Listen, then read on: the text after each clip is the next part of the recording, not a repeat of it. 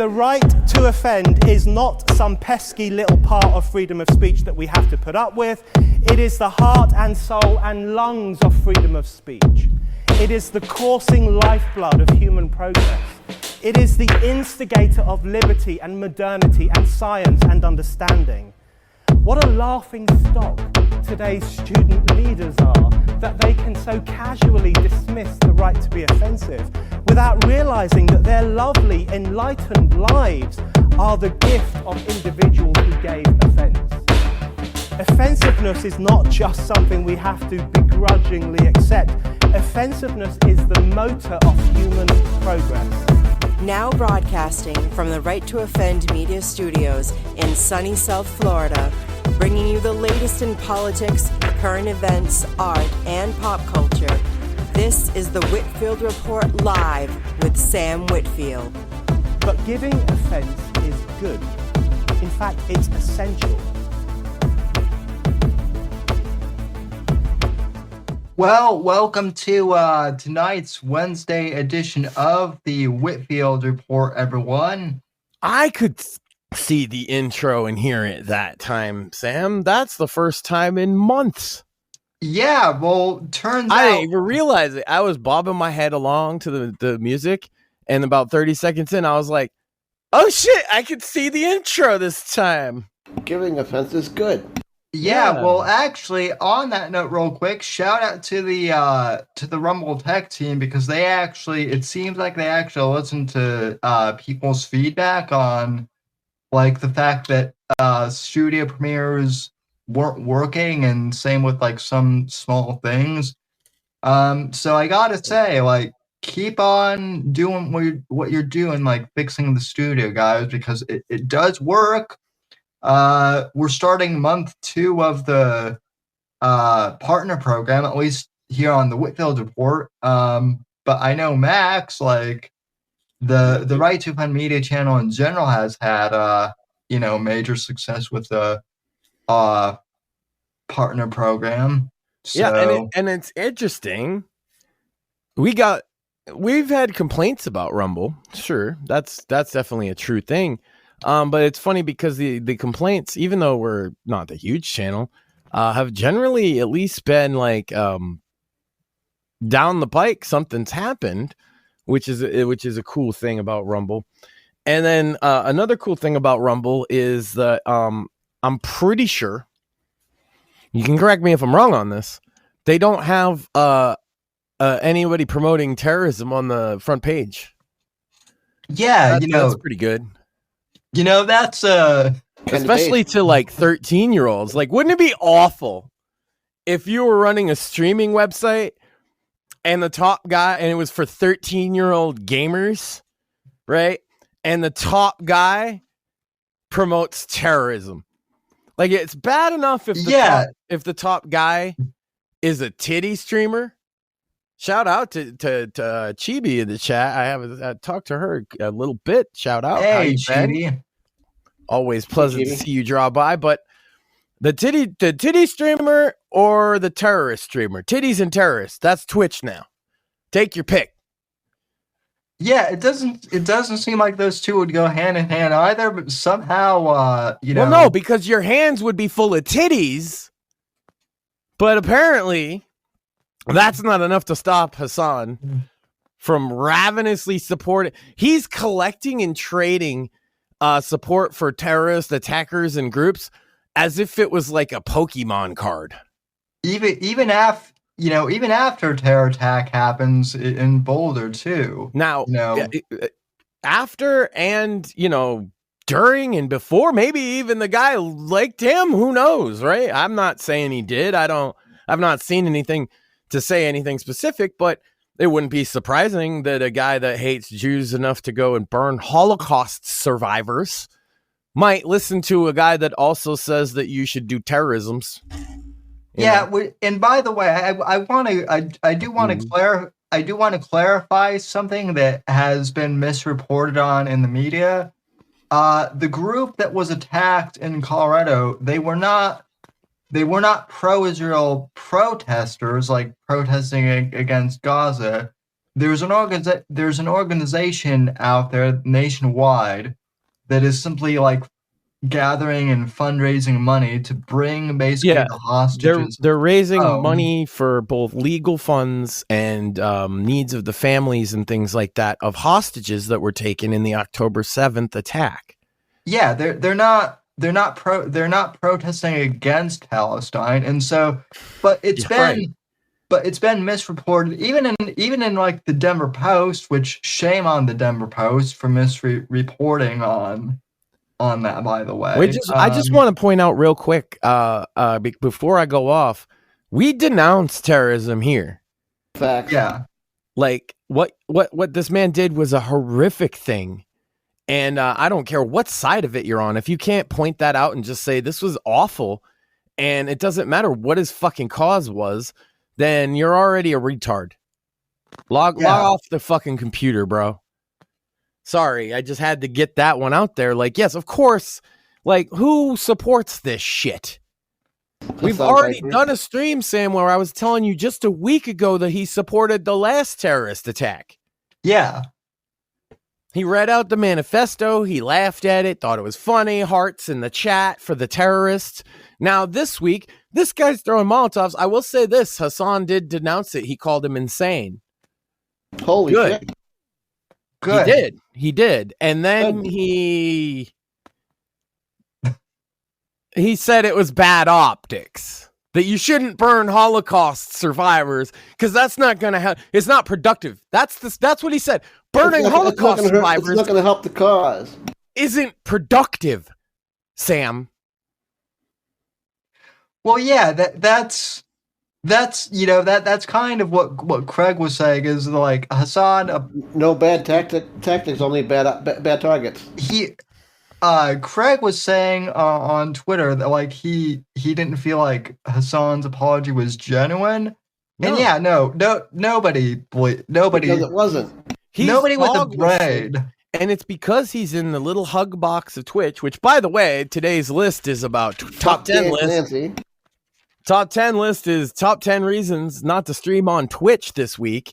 But anyway, that's number one because you don't want to be associated with the guy.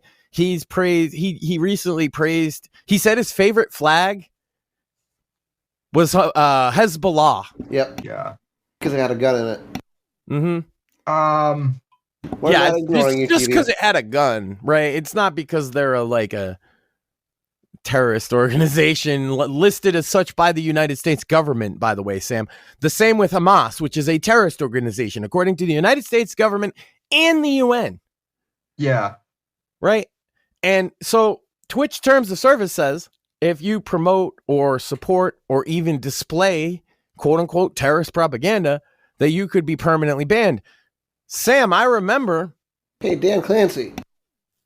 January 6th, Sam, they banned Donald Trump, whose account never called for any violence against anyone and never certainly supported terrorist groups. He didn't even go live. They banned my stream on YouTube where I talked to my friend Luke, who wasn't even. We're talking about Twitch, though. No, but same with YouTube. I mean, YouTube was banning people. YouTube, for the same thing. Sam, YouTube does not. He can't go on YouTube. I understand with the frustration with YouTube censorship, Sam, and I understand that you don't know much about Twitch, but you gotta let me have this one. Sure. This is what people are talking about, bro. Is Twitch, right? Is because they are supporting this guy. Do you think if you went on there, anybody, and said not only that you support Palestine, but you support Hezbollah on YouTube, you wouldn't get banned? Of course you'd get banned on YouTube. Oh, yeah. It's only Twitch that is doing that, right? They know he's their top streamer. Imagine if you were the top YouTuber. Imagine if PewDiePie's not even the top anymore, but he's close, right? Or Mr. Beast. Imagine if Mr. Beast supported a terrorist group. Would YouTube nuke him from orbit or not? Instantly. So I understand. I apologize, Sam, but it's kind of like different issue.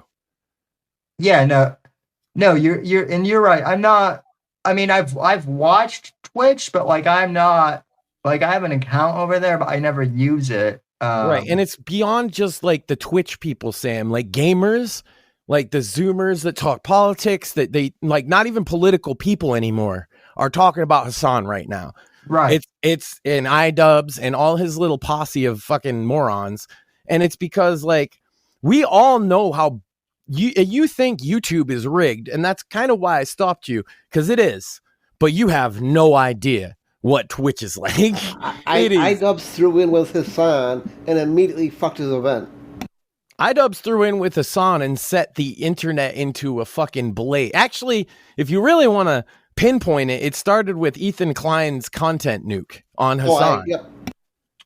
So I know who Ethan Klein is, and I know who Hasan is, but who exactly? iDubbbz is the content guy from YouTube.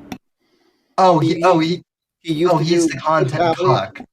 Yes, he is the OnlyFans cuck. Yes, he's the guy I did the Sam Hyde versus iDubbbz episode on. Yeah. Okay, so that's the same guy then. So okay, Ethan Klein put out a video, and the long story short of his video is that Hasan supports terrorists openly, and that's fucked up, right? Right. iDubbbz then, not Hasan, iDubbbz responded by making a content cop video about Ethan Klein talking a whole bunch of shit, and he got like a whole bunch of the pro-Palestine Twitch people to support him, right? And they've been crashing out ever since. Because it didn't go very well. And as this is going on, Hasan's been getting more extreme, Sam.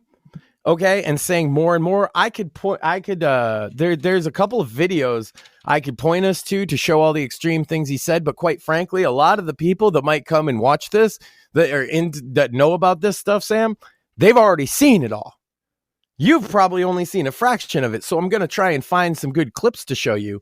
But it's really is so Twitch ad revenues because of this are down 50 to 75% across the board. Well, good. I agree. This is good. They need a change in leadership, as Mortheus mentioned. Their CEO, Dan Clancy. Dan Clancy is a huge Hasan fan. Oh, which is why they're not doing anything with him. Yeah. So whatever, Hasan got banned for 1 day for, quote, mishandling terrorist propaganda. Which was his day off anyway. He read the shooter's manifesto, Sam, and I'm not sure if you've heard the clip, but I told you had to name the title that, because he said that the shooter was, quote, genuine in his actions, but a little brain broken. His actions... I want to remind everybody what his actions were, chat. His actions were that he execution style shot 2 young people in the head. That was his action. So he was genuine in his action. Why did he do it? Because they were Jewish people at a Jewish museum. Yeah, that's a little more than just brain broken. That's like terrorism. Yeah, that's terrorism on American soil. And if you support that, we've gone beyond the point of free speech. The First Amendment ain't even going to help you if you get the attention of the wrong fucking people. You know what I mean? Oh, hey, what's up? Hey. Sorry. Hi, Sammy, Mort, Max. Hey, Chibi. I heard you talking shit about Hasan, and my spidey senses were tingling. Well, hey, glad to have you back. Long time no see, and long time no listen. I literally told him he was gonna name it something else, and I was like, "You have to name it a little bit brain broken, because that's such a good meme." And I knew that immediately you were talking about Hasan when I saw the subtitle. Exactly. Yes. He's not on the Twitch thing at all, but like, yeah, it's blown up, Sam. Like, this is the topic. No, I I've heard bits and pieces of it for sure. You can't not hear about it, but like I'm kind of Jonathan Greenblatt from the ADL has called Hasan Piker out on CNN, Fox News. Not saying that he caused the attack, but saying that like rhetoric like his, if you just let it out there, it does lead some people towards this kind of thing. And I agree. Saying that, sorry. And I was going to say, we've been banned for less. Yeah, no, I did see that today, and my first reaction was, holy hell, must be freezing over if I agree with Jonathan Greenblatt on. Right. The ADL goes after a right winger and they're immediately banned. ADL goes after a lefty and nobody fucking does anything.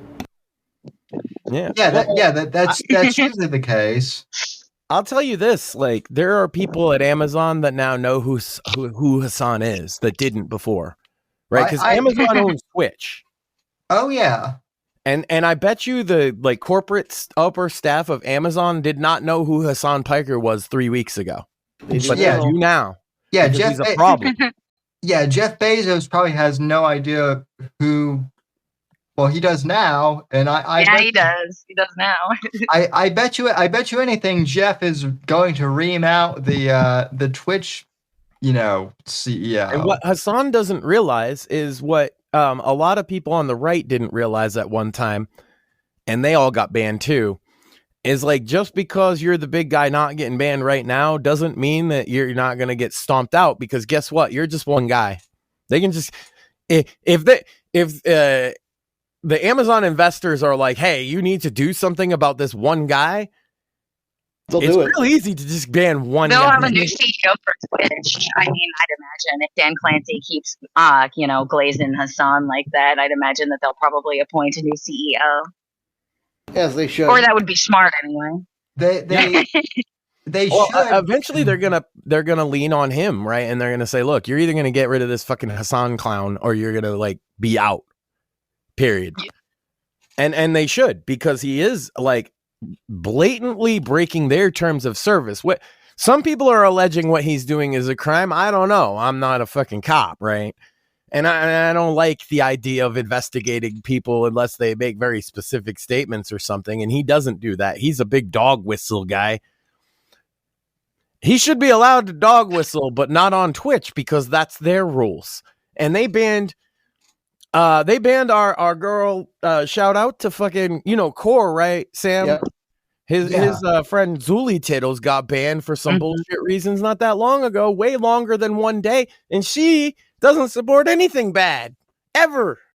I promise. They banned Esmongold for something like 12 weeks for saying Trogan was fat. To be clear, that was Tectone that got banned. Tectone, my mistake. And it was for 2 weeks. Oh yeah, for calling her a fat piece of shit. I'm actually the shoe fits. I am actually internet friends with Zia Anderson, who admittedly is one of the titty streamers on Twitch, but what a shocker that you're friends with a titty streamer, Sammy. I'm dying from surprise. Sam, I've never. She actually shocked. Funny thing, I actually knew her because I don't know how she. Are you the top donor, Sam? Just answer that one question. Simp Samurai. No, but no, I actually met her through the Dennis Miller podcast. Cool. Even before she was on Twitch. But no, I believe she got suspended from Twitch for saying that Star Wars went she made like some very like plain comment and still got like suspended for a day. That's what I mean. So many people have gotten banned for like the bullshittest ass reasons. Yeah. And that's why I didn't even stream. I stopped streaming on Twitch a long time. I'm an OG from Justin.tv. Yeah, right. My account is such legacy to Twitch that it's older than Twitch. Yeah, I remember streaming there very early on, maybe 2014 or so. because of they were already down this path. It's out of control now. But I thought, at least one thing I always thought, Sam, all right, but surely they're not having like people promote, I don't know, burning Holocaust survivors alive in the streets. Yeah, no, that's. If I got banned for this and she gets banned for that, surely there's nobody on that platform saying stuff, you know, like making fun of the fact that people got murdered. Or endorsing CPS calls for no reason. Oh my God. Yeah, the CPS calls, the skull. That fucking threw me. I had to fucking, excuse my language, I don't care. Actually, No, you can cuss here, I forget. But it's like, except endorsing that terrorism. bothered me a lot. It's like iDubbbz just came out with a video, I can't remember if it was yesterday or today, that was called Concern Trolling. And it's like, what do you think the content cop was, you fucking loser? Right. That's your whole fucking, that's his bit, is concern trolling. Yep. He's literally policing content. He's literally making videos called Content Cop. He's policing content. So it just, I don't know. Anissa, I feel like Anissa sucked the life out of him when she took his virginity. I was just watching a video today. Somebody put together a compilation and it was called something like Anissa abuses iDubbbz for 6 minutes, and it's just all the awful shit she said in public. The fucking the pegging tweet. The pegging tweet. Also, she was telling on a freaking live stream about how he has IBS and he shits himself. She's doing a better job than anyone of taking him out from the inside. Yeah. Before all that, Sam, I went through it on the Cringe Coffee House about this. Sam Hyde said right from the beginning, "Yo, she's bad for you. You should get away from her." And everybody's like, "Oh, Sam's just picking on a girl and all this stuff." It's like, no, he was genuine. And that whole thing, the part about Donut Operator, like not being friends with iDubbbz anymore because he made a joke about OnlyFans showing off his meat where he would make steaks. Yep. And he didn't even mention Anissa, and then iDubbbz took it personally. Yeah, OnlyFans is serious because my wife By the way, Sam, imagine this. iDubbbz, you're a cuck. I cuck. Your wife wants to do OnlyFans, but she didn't do OnlyFans or any type of that kind of content before you were married, only after. What say you, Sam? I would be like, do you want a divorce? Because we can do that. Seems like you might want to guys, go easy on iDubbbz. He just learned empathy at 32. That's true. He got learn empathy at fucking 32? The only reason that he learned empathy, quote unquote, is because he didn't want people to be mean to him. And so he's like, oh, my content hurt other people, so I should take it down and denounce it so that other people don't make fun of me because it hurts my feelings. My favorite is that he said, I want to apologize to the specific communities that I offended. And he was referring to the fact that he called people, Sam, and I'm saying this just for educational purposes, obviously. He called them nigger faggots, you see. And so who is he apologizing to? Gay black people? Or like what like he's like, I want to apologize to the specific community I offended by saying that. And it's like, isn't that just as bad as couldn't you just be like, yeah, I shouldn't have said that? But he's like, no, I really want to like make it right with the community I offended. And I'm like, bro, you're just digging it. The 0.1% who probably doesn't even know who he is. Yeah, that exactly. That's a great plan. To be cool with all the woke lefties now because his wife's his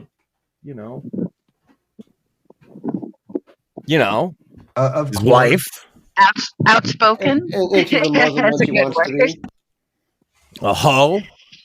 It's wild too, because I guess like a video just came out by like Rob's Media where it like goes through the whole like history of Anissa. Watch that. And like she started out as like, yeah, it's a good video. I've been like following this because it's been distracting me from my own life. Well, yeah, like I shout out a couple of videos that I've watched because of this. Be like that Nux Taku guy, Sam, and I don't usually like the animes, but he's pretty funny. I don't usually like the animes. Yeah. You're so old. Why are you so old? Are you? I'm kidding. I got a top 10 list related though, Sam. Oh yay! Let's get into the top 10 list. And The top Chibi's 10 here. reasons not to stream on Twitch. Very appropriate. Everybody already knows number 1, but we'll get there. Number 10, titty streamers will outperform you. You know this? Have you heard about this? That's true. It's true. Facts. It doesn't matter It's what true. kind of content you're making unless it's a titty stream. Just look at Cooking with Kaya. Have you guys seen that on TikTok? No. It's this girl that cooks like these steaks and big baked potatoes and these delicious southern looking meals, and she twerks at the same time. There you go. Of course. So it's like, Of course. Sam's like, I'm gonna look this up later for science. Number Go on, 9, though, sorry. the banned games list. Sam, I was looking at the banned games list, and there's some games on there that are quite clearly should be on there. There's a game, and I'm not even shitting you, called Battle Rape. What the fuck? I didn't look any further than that's what it's called to realize, yeah, that's probably should be on the banned games list. But there's some others that are on there for the dumbest reasons ever. And I don't know. I was looking at like Hatred, the game Hatred, because it's like violent or whatever. And you can't play. There's a My god! there's a game I just about googled like, it. Big Trump. Why would you Google that? I don't know. Curiosity, I guess. Yeah, So because- Battle Raper is what the game is called. Oh, I'm And sorry. apparently, no, it's fine. This aspect, let's see. Focusing on sexual themes such as the removal of clothing, the sequel focuses more heavily on the fighting mechanic, but it's like grappling, like sexually and shit like that. So that's interesting. All right, well, the more you know. Fair enough that's why that's banned. There was some other ones. There was like some anime ones that had names like Semen Inferno and stuff like that. I was just like, what the fuck? Yeah, that's probably banned for a reason. Okay, but then there was some games on there that don't make any sense. Number 8, 3 minutes of ads, Sam. Oh God, so true. Yeah. Well, Max, that's why I never watch anything on that I do know about. That's why I never watch anything on. I watch one Twitch. thing on Twitch. Of course, shout out to a friend of both the show and Bits Bones and my best friend Core. Horrendous. I also watch Core. We played Payday 3 the other day, actually. Yeah. I sub to him so I don't get the ads. But that's because I got Twitch Prime, and it's like he's the only person on the platform worth giving it to. Absolutely. Wait, is that one of those things that you get as like a perk with Amazon Prime? Yeah, if you have Amazon Prime, you should vouch in your Twitch Prime and sub to Corethus. I will do that, Max, because I've been subscribed to him for 2 years that way, Sam. Nice.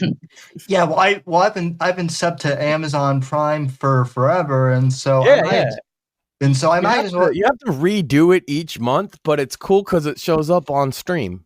Well, I might as well do something. Yay! I might as well do something. I might as well do something useful with the Twitch, Prime. So yeah, right on. And anyway, 3 minutes of ads. That's fun. Number 7, no discoverability for small channels, and I mean none, Sam. Zero. What's Zero. I specifically look for smaller channels because I like the interaction that they have with the chat. Yeah, and so how easy would you say it is to find something suitable? Like a smaller channel wise, you mean? Mm-hmm. Oh, like I'd have to specifically look for it. Like I have to like search like the game or go down and look for people with like less viewers and stuff like that. They make the homepage all the bigger screen. Search the game, then scroll all the way down to the bottom. Yeah. But they want to funnel you into somebody that's got thousands already, of course. Of course. Number 6, ad revenue is in the toilet for some strange reason. I wonder why. Gee, I wonder why. No reason at all. Must be a conspiracy. If you ask certain people, it's probably a conspiracy, but I digress. Number 5, inconsistent terms of service. Gee. True. This is one of my pet peeves. Not to mention- I bang on all the time. Not to mention, I bet lack of communication on like the people who are making the rule changes and stuff like that. I bet like they clue the bigger creators in, because like XQC made that whole spiel about how the big creators like get banned on their days off, and they like can email or call and they'll like work it out on their day off or something like that. Oh, yeah. And that's what happened with Hasan when he got banned for the day. And one day is 6 minutes and 30 seconds or something like that. What a joke. And so that leads right into number 4, inconsistent application of terms of service. So not only are the terms of service inconsistent, Sam, but how they apply them is also inconsistent. Isn't that nice? Again, gee, what a shocker. Right. Number 3, this is another shocker.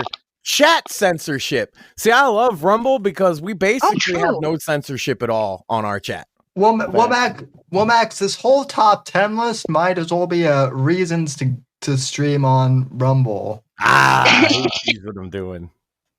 Why not both? Number 2, censorship in general. They banned Trump. They banned Justice for Zuli Tittles, another friend of the show that's on Twitch. God, like who knows? Numerous people. I knew people in my guilds back in the day. That's why I first quit. Actually, shout out to Asmongold because I used to be in his guild when he started fucking streaming. There's a couple of our boys from that guild that don't stream anywhere no more because they got banned back in like 2014, 2015. Twitch censorship is fucking awful and terrible. And my wife can't do a show on Twitch anymore because she doesn't know what it's like to stream with all those stupid rules. She's had a show where she can say whatever she wants, basically. Cause it's pretty simple to follow the rules of like don't break the law, right? Right. Yeah, it's not Sure. that. Yeah. Follow the Constitution. Yeah. And so we're going to run them back. The top 10 reasons before we get to number 1, obviously. Nobody knows what number 1 is. It could be anything. Top 10 reasons not to stream on the Twitch platform. Number 10, titty streamers will outperform you. Number 9, banned games list. Number 8, 3 minutes of ads. Number 7, no discoverability for small channels. Number 6, ad revenue is in the toilet for some strange reason. Number 5, inconsistent terms of service. Number 4, inconsistent application of terms of service. Number 3, chat censorship. Number 2, censorship in general. They banned Trump. Number 1, Hasan Piker and his posse of retards openly supporting terrorism on the platform.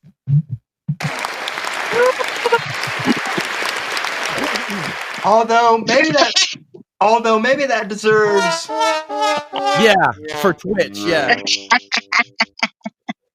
Yeah. That's like the womp womp of Twitch's entire career, Sam. Yep. Yeah. There's lots, like, they've attacked, because I added in his posse of retards, Sam, because it goes beyond him. The girl Denims has endorsed calling CPS on people. Oh, Yep. she is crazy. My goodness, she's crazy. He thought it was very funny, Sam, that they sent skulls to Ethan Klein, and they sent him skulls with all of his family members' names on them. Yeah, human skulls representing his children, probably, and then the whole freaking yeah. Oh, jeez. Yeah, classic. Yeah, because he's got right? the 2 children. Oh, and fucking Denims and her. You don't form memories until You don't form memories when you're 3. You don't form memories when you're 5. Like, she's a psychologist or something. Then there's the guy, was it Mike in PA, who Mike from PA. Oh, you Yeah. mean the super simp? the super The simp. one that I literally showed my came wife. and touched Bad Bunny. Yeah, I showed my wife him touching Bad Bunny and then creeping out. $5. How do you have hours to watch me, but not $5?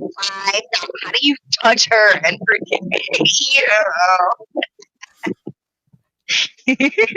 Like, you look like first Jared off- from Subway. No wonder he grew his hair and his beard out. First off, don't touch her, you fucking freak. Second off, what's the hand rub thing? Like he's like Gollum. Fuck. But yeah, And then he put his hand in his pocket like it was never going to wash it again. the funniest thing I saw was he was saying, "Oh, how do we get Asmongold? We call him like dirty and bald." And That's hilarious. it's just like, yeah, he says that. That's the whole joke. All the shit that he admitted himself, yes. And the That's fact why that he's he's talking famous. about his mother is so fucked. Yeah, Like bringing his mother into it. It's funny. I was watching some of that stuff related to the Hasan Piker, and a clip came up, and it said a friend gives Asmongold a wholesome gift, right? And so I was like, you know what? The Hasan stuff's so heavy. The terrorism, it's so terrible. We can talk about the attack itself too, Sam. But like, it was nice to watch this clip. I highly recommend it. So a friend of Asmongold's, after his mom had passed, had somebody take a picture of him and his mother and paint it. And he gave it to him. And I thought, oh, yeah, that's really heartwarming. You know, it's one of his real life friends that knew his mom, too. That's much better than listening to whatever they say about his mom, because as far as I know, Asmongold's mom was like great. I actually, she was in a guild with me at one point. So, Asmon mom. She was quiet. She just make money, man. Asmon's mom was always making money in the game. She had tons of it. That's awesome that he had a gamer mom too. Like, you know, like yeah, that. she would like make so much money that she would pay for all his shit too. She's pretty cool. Damn. She'd make sure to get, like, I'm not even fronting, like his mom was like the guild mom too, because she would make sure we had potions and feasts for the raids and stuff. That's cool. Did everybody eat? Yeah. Yeah. So, like legitimately, when I heard that she passed, I believe it was last year, I was legitimately sad. And also, losing a parent is always rough, you know. Yeah. And so, yeah, seeing people talk dirty about this stuff with his mom, it's like, fuck you. Like these people are such children. They run roughshod over that platform. They're able to talk about. So, okay, the terror attack that happened in Boulder, Sam, obviously you have ties to Colorado. So I want to kind of hear what you think about it. But so this man, I'm going to say gentleman for the purposes of being this guy. Generous. This guy decided that it would be a good idea. This fucking loser. Burn people alive with Molotov cocktails. And I've heard a flamethrower, but I haven't seen anything like that. I know that he definitely threw some type of firebomb at human beings, you know, Holocaust survivor in one case. Older people mostly, and a couple of children. I don't know. I don't believe anybody died, thank God. But not for lack of trying. And then he screamed about free Palestine until the cops took him in, and that's what happened essentially. It's like the shooter. All I've been able to gather that's been confirmed is that there's one woman who was severely burned, who was an 87-year-old Holocaust survivor. Yeah, it's as if she didn't fucking go through enough. I know. And it's like the evil irony is not on an accident either. And as far as I know, like she's alive right now, but like, you know, obviously, like unfortunately she was on fire, so she's in the hospital, and it's very touch and go. Obviously, obviously prayers for her, and I mean, my God, to be 87 and like have to deal with like third-degree burns and that, Because stuff. you care about hostages too. That's what it literally was. And like most of the old people, they weren't even like it's like called run for their lives. Run for their lives. Yeah. Yeah. That's ironic. Running. They're old. They were there to support the people running. Well, run for their lives. They have multiple chapters across the country, and we have a local farmers market here where we're at, and like at the beginning of every month, and they always show up with just like kind of like the Salvation Army, and if you can give like $1 or $2, that's literally all they ask. I've actually stopped and talked to them. They don't take a stance of Israel needs to take action against Palestine. Nobody takes that fucking. That's the thing, is they paint it It's as so wild. Yeah. this is Sorry, the problem that people have with Hasan, Sam, and why he's a hot button among gamers, is that he basically has said, in regards to this, he said that that people who are Zionists, quote unquote, in his words, are a fair target. Sam, wouldn't you say like 99% of Americans fall under that category if you define it as anybody that thinks Israel has the right to exist? Yeah, I would say that. I would say, with the exception of like my friend Etna, who I had on the show, like she has called for action against like Hamas and Palestine, but like People also have called for an end to terrorism. Well, and she's That's called, what she said. Well, yeah, and She was because they frame it as the same thing as saying kill the women and children. And I guarantee you, she would never say such a thing. That's the opposite of what she was saying while she was. And also she lives in Israel, so Right. it is a little different because it is literally I bet it's more personal. It is in her backyard, like her. But no, she was very, very measured about what she said. And then you have this guy in America supporting it's. We're not even talking about action in Israel or Palestine anymore, Sam. We're talking about U.S. soil. Right. Yeah. Oh, Noah Samson. And I want to point out that Go ahead. Hasan had said specifically a quote that was that Palestinians have only engaged in quote unquote direct action in the Palestinian homeland, and he challenged that person that he was talking to at the time, this was yesterday, to name an instance where that's not true. Sam, do you know who Sirhan is? Yes, I do. What did he do, Sam? He assassinated Robert Kennedy Sr. What group was he a member of, Sam? The PLO. What's that stand for? Basically Hamas, the Palestinian Liberation Organization, which was... Is that a Palestinian fighter engaging in quote-unquote direct action outside of the Palestinian homeland? Oh, yeah. Then shut the fuck up, Hasan Piker. I appreciate you guys dumbing it down for the normies. I honestly had no idea what you guys were talking about for a second, so I appreciate it. I want to explain. Has there been direct action by Palestinians outside of fucking Palestine? Absolutely. There's a thing called the fucking Iran hostage crisis. You heard of that? Oh, yeah. Yeah, that's when the PLO, the Palestinian Liberation Organization, which has since changed its name to Hamas, kidnapped a bunch of people from the Olympics. Holy shit, you're kidding. Including U.S. citizens, and held them until Ronald Reagan came in as president because they knew he was going to bomb the shit out of them. Yeah, Jimmy Carter did fuck all to help the hostages, and Reagan I will not stand by and allow this unfucking challenged narrative that like Palestinians and specifically the PLO and Hamas have not engaged in terrorism worldwide for the last 50 fucking years. That is an insane statement to make. And it is exactly why I say he not only endorses them, he's dog whistling to these motherfuckers to do more of this shit, Sam. He wants it. He even the other day he had bad empanadas on talking about how they think that we needed an IRA style organization on American soil representing Palestine.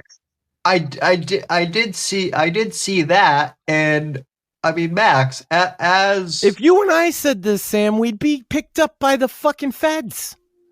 Oh yeah, I mean, even my friends in the college Republicans have been like questioned just for saying like anti-Biden stuff by the FBI. Yeah. And so yeah, like I'm not calling for him to be put in jail. I don't even necessarily think banning him on Twitch would work anymore. Twitch needs to structurally change itself to not support this shit, or it's gonna die. Yep. And I don't fucking care. I root for it. Yep. I don't think that banning would work either, but I will say that, like, you know, as Elon likes to say, freedom of speech, but maybe not freedom of reach in this case. Well, no, it's even simpler than that, because like people would be like, oh, but Max, you're basically a extremist on free speech. I am. However, there's a thing of like, if I'm gonna have a guy like Hasan, I run a streaming site now, Sam. You, me, anybody. It's a hypothetical. You run the streaming site, okay? Right. Do you want to associate your name and brand when now Jonathan Greenblatt from the ADL is going on mainstream media and saying that your site is helping to incite terrorism on American soil against Jewish people? No, we don't want that. No. That's why he's not going to have anywhere to stream. It's not even freedom of reach that's the problem. It's I don't want your shit on my shit. Well, and the one thing I'd like to point out. The one thing I'd like to point out, this is the same problem that Gab had, is that, like, you know, Gab, as a potential alternative for Twitter at the time, I mean, yeah, their tech might have been good, but the problem is you go on the front page, and the first thing you see is like literally all these literal like Nazis, yeah. You know, because the problem is when your site fosters the purity spiraling extremism, left, right, doesn't matter, completely divorced from any politics, whatever flavor of extremism it is, extremism in a bubble put off to the side plays a game where they purity spiral against who's the more extreme and who's the most and who's the most and who's the most. Yeah. And every single time that happens, it results in disaster, because even if it's mostly reasonable people or just silly people arguing about stupid, inane bullshit that doesn't matter, one mentally ill guy thinks this is the world. And that's all it takes. Yeah. And now Hasan has told that one mentally ill guy, I'm gonna say that you're genuine in your actions too. Oh, I can a little bit brain broken. But a little bit brain broken, which is what Twitch is. I think that's a good metaphor for Twitch. And now Sam, genuine in their motivations, but a little bit brain broken. And a little bit brain broken. Yeah. Now, Rumble might not have everything all the time perfect, but man, I've felt great since we've been streaming exclusively here, Sam. And as part of the creator program, they've treated us pretty well. Oh yeah, I mean, heck, we've both made money. Yeah, and I've said some wild shit. Yeah, but I mean, you've said some wild shit, and so have I, but like neither of us have endorsed terrorism. Well, I mean, nor would we. It's like, yeah, good, like more you and Sam you guys are all right. Like, coming from a perspective of someone who doesn't often get involved in the political, as much. Like, you guys know me, I'm not an extremist by any means. Yeah. But the fact that this is so mainstream that I hate to use the term, but normies like me are starting to like get clued in. It's just freaking wild. It's become beyond just a political argument, and Hasan doesn't realize this. It's not a political argument. It's not about freedom of speech. It's about you're a lol cow. That's why. It's so, what he's saying is so insane that people are watching it for entertainment purposes. It's like you're free to say the word fire, but you're not free to say the word fire in a full theater because somebody could get hurt. So you're going to get in trouble for that. If you're inciting radicals, then you should get action for that. Like, you know what I'm saying? Yeah, Words are hard. Exactly. And I want to point out, Sam, I got a ballad for you that Hasan Piker should hear. Okay, it's called "The Ballad of Chris Cantwell."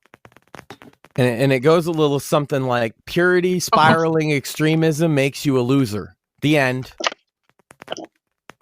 That's like the shortest ballad ever, but that's awesome. Yeah. Well, that's the thing, is so he started doing exactly the same stuff. He was calling for violence because it got him attention and it was edgy, right?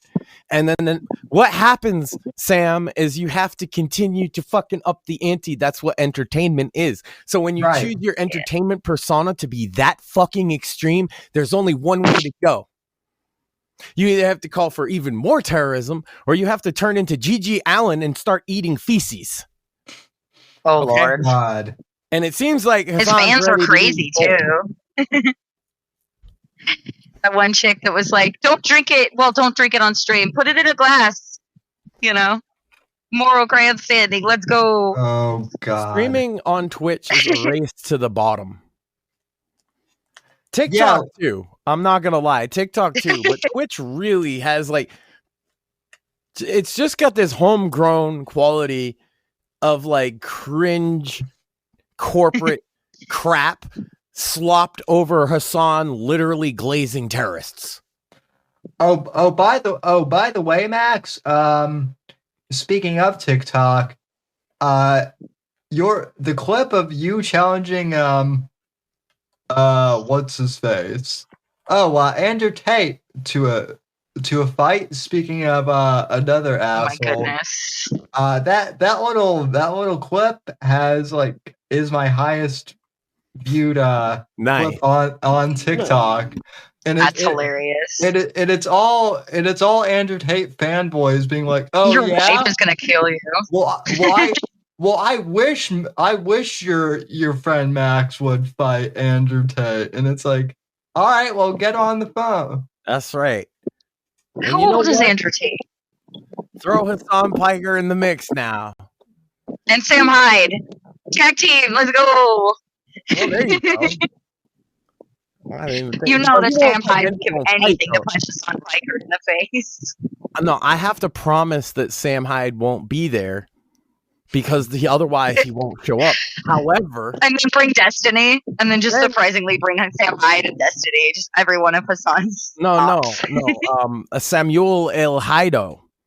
He's a Mexican wrestler in a mask. Yes. Samuel Haido. My goodness. Oh, that's funny.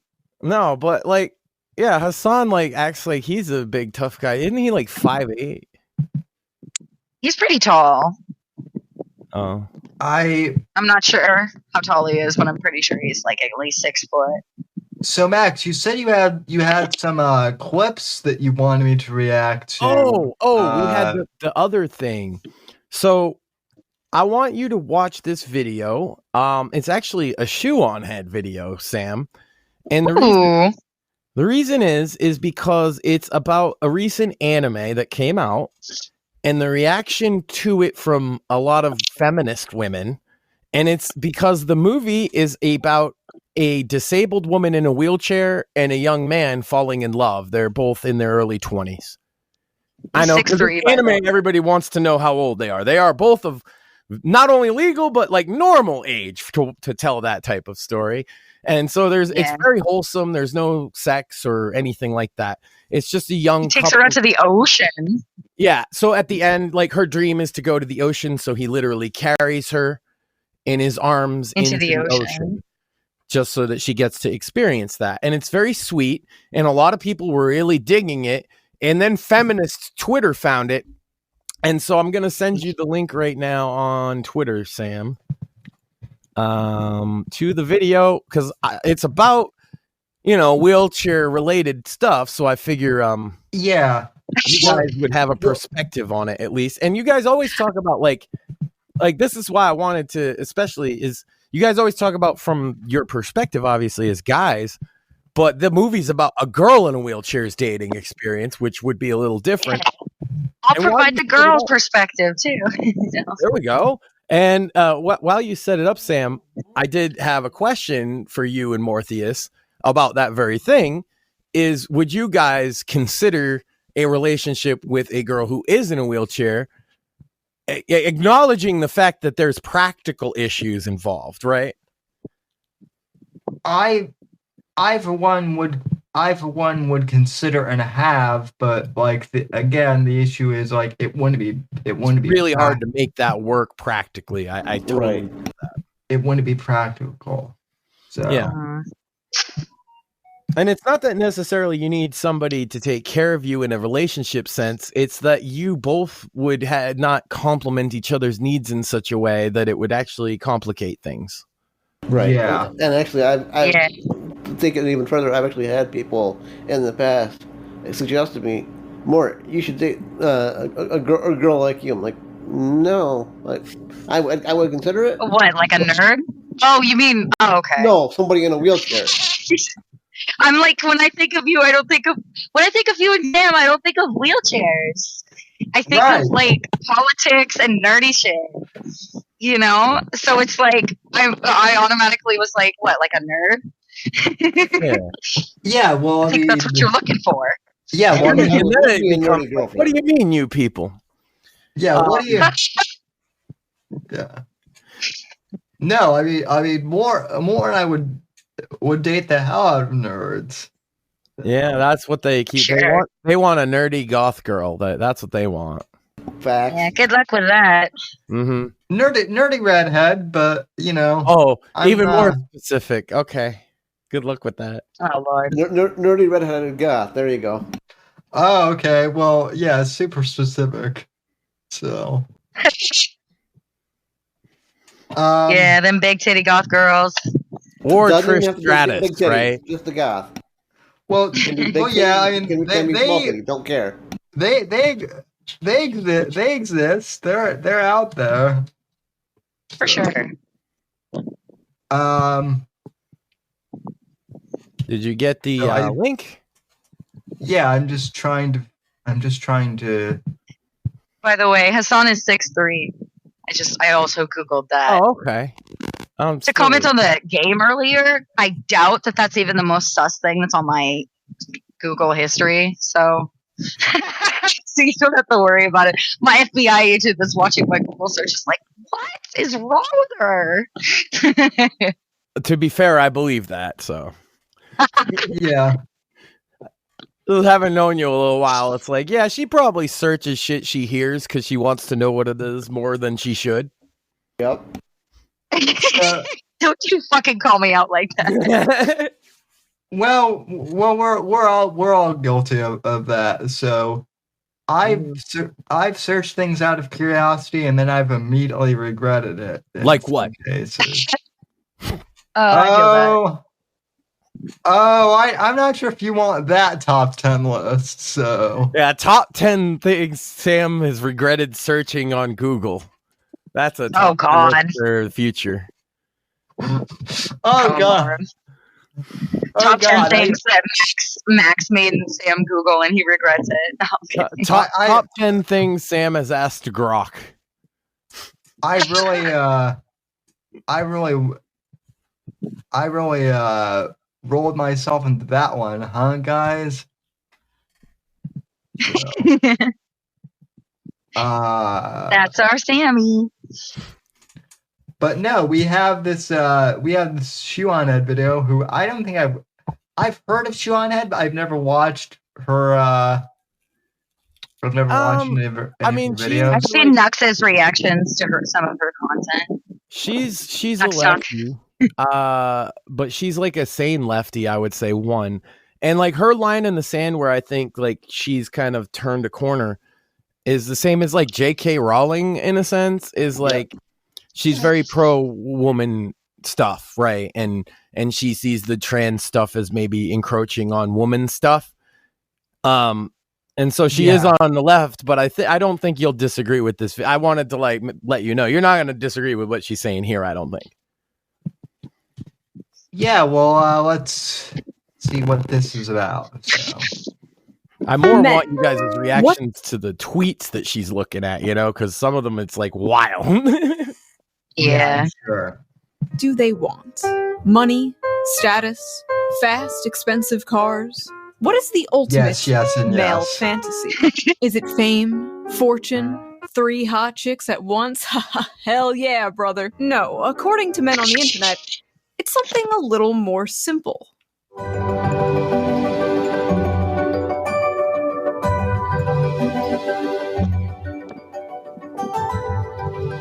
So sweet. This is literally just a fetish. I hate men so much. Men are why we can't have nice things.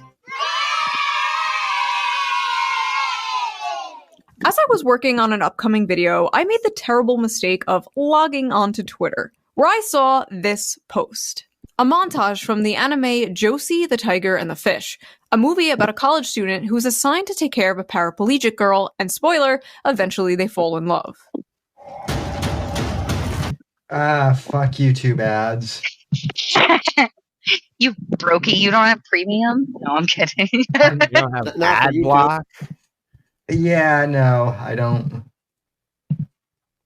I'm just Lies in this tweet and talking about how they wish to fall in love and would love a relationship like this, while many others, mostly women, were absolutely f***ing disgusted at this. Why would a bunch of men be fantasizing about being with a woman in a wheelchair? Seems pretty creepy and predatory, right? Maybe not everything's about the unrealistic and problematic. Well, in this video, we are going to be talking about why so many men resonated to that clip and this movie, and why so many people are so confused as to why. We are also going to be reading some absolutely unhinged tweets, as usual, to get to...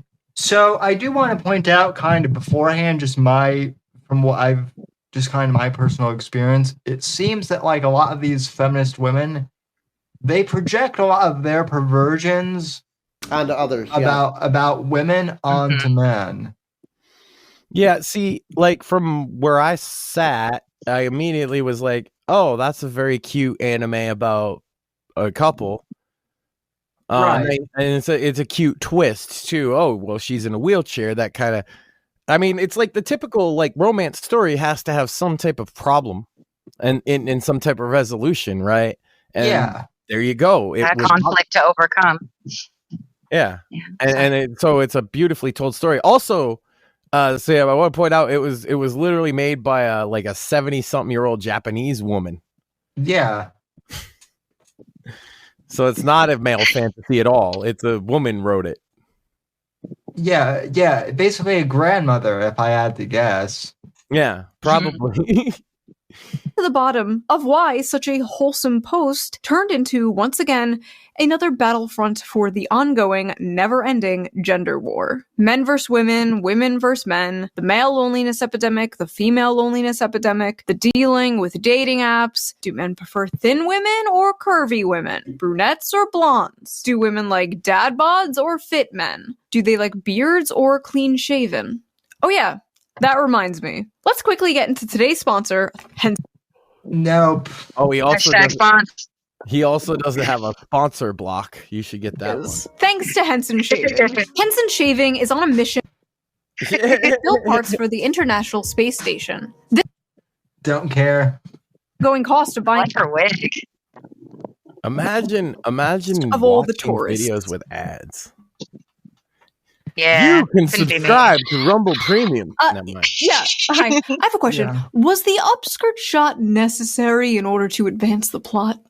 Agree. I watched Pokemon and Sailor Moon when I was a kid, and a few years ago I watched Beastars on Netflix. Legoshi, best boy. Not a furry, by the way. And honestly, that's about it for my anime consumption.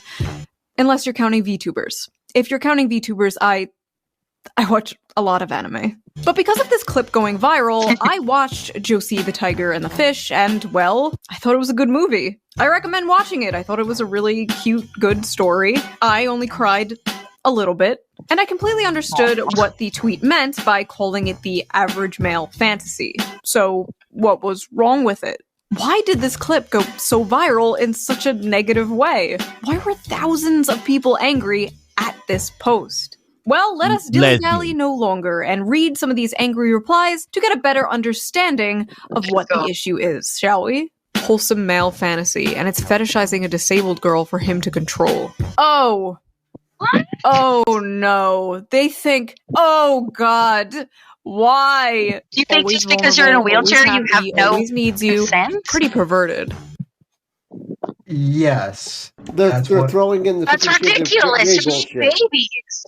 So, yeah, spoiler, I didn't want to directly say it to you guys because I wanted your reaction, but the whole controversy, Sam and Mort, That's ableist. is that they're claiming that dating a girl in a wheelchair is that women in wheelchairs It's are predatory. indecent, and it's predatory. They're both of So what? legal age. Because their brain broken and too full of fucking 50 Shades of female porn bullshit. Yeah. Agree. I mean, honestly, you're not wrong. No control. I feel like that. Also, I've heard of the male loneliness epidemic. I don't think I've ever heard of the female loneliness epidemic. Is that a new thing? Well, I mean, it might be now with the whole dating apps thing. Nobody trusts anybody, huh? So Maxine just pointed out, I don't know if you heard that, like they're talking about it being about control, right? Like he can control her because she's in a wheelchair. And that actually is what I'm saying is why I wanted you guys to respond. What do you think about that?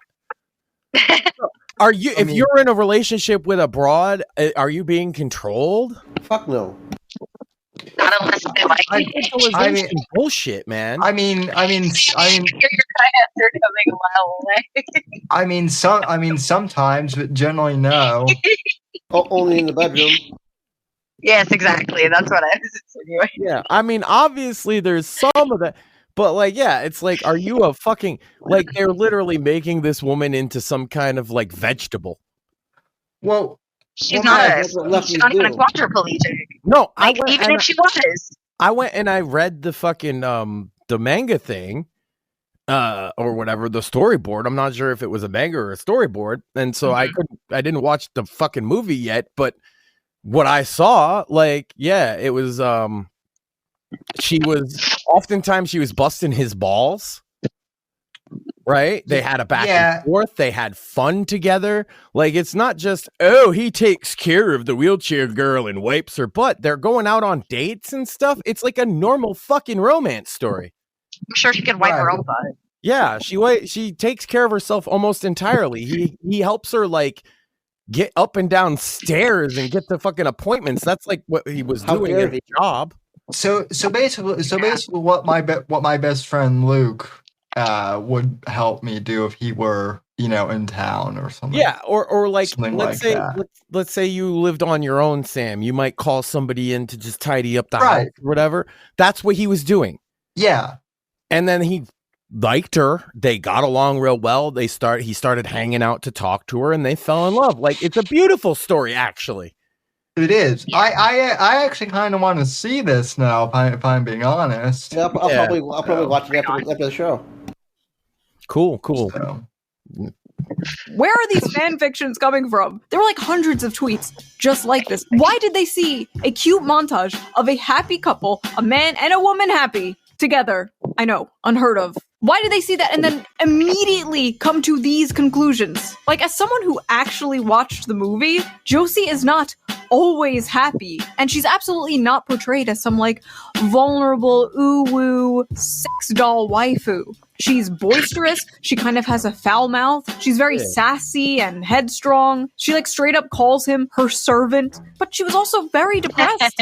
She basically never left her house, she was basically a girl failure. As a former girl failure, I love to see representation in media. But they actually show her disability, like, not in a good way. Like, they don't romanticize it, they don't sugarcoat it. And I noticed, unlike a lot of movies, unlike a lot of romance movies, at least like the Hallmark kind, where it's like the stuffy male lead learning to live life from the quirky cute female lead. He's already got his shit together, and she learns to live life from him. He encourages her to live her dreams, and in return, he learns to live life in a completely different way. And I thought that was really cool and sweet. Also, the animation was really good.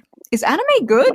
Have I been sleeping on anime this entire time? His fantasy is that she becomes permanently disabled and helplessly dependent on him, but can still make him a sandwich.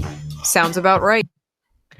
So these people clearly didn't watch the movie then. Well,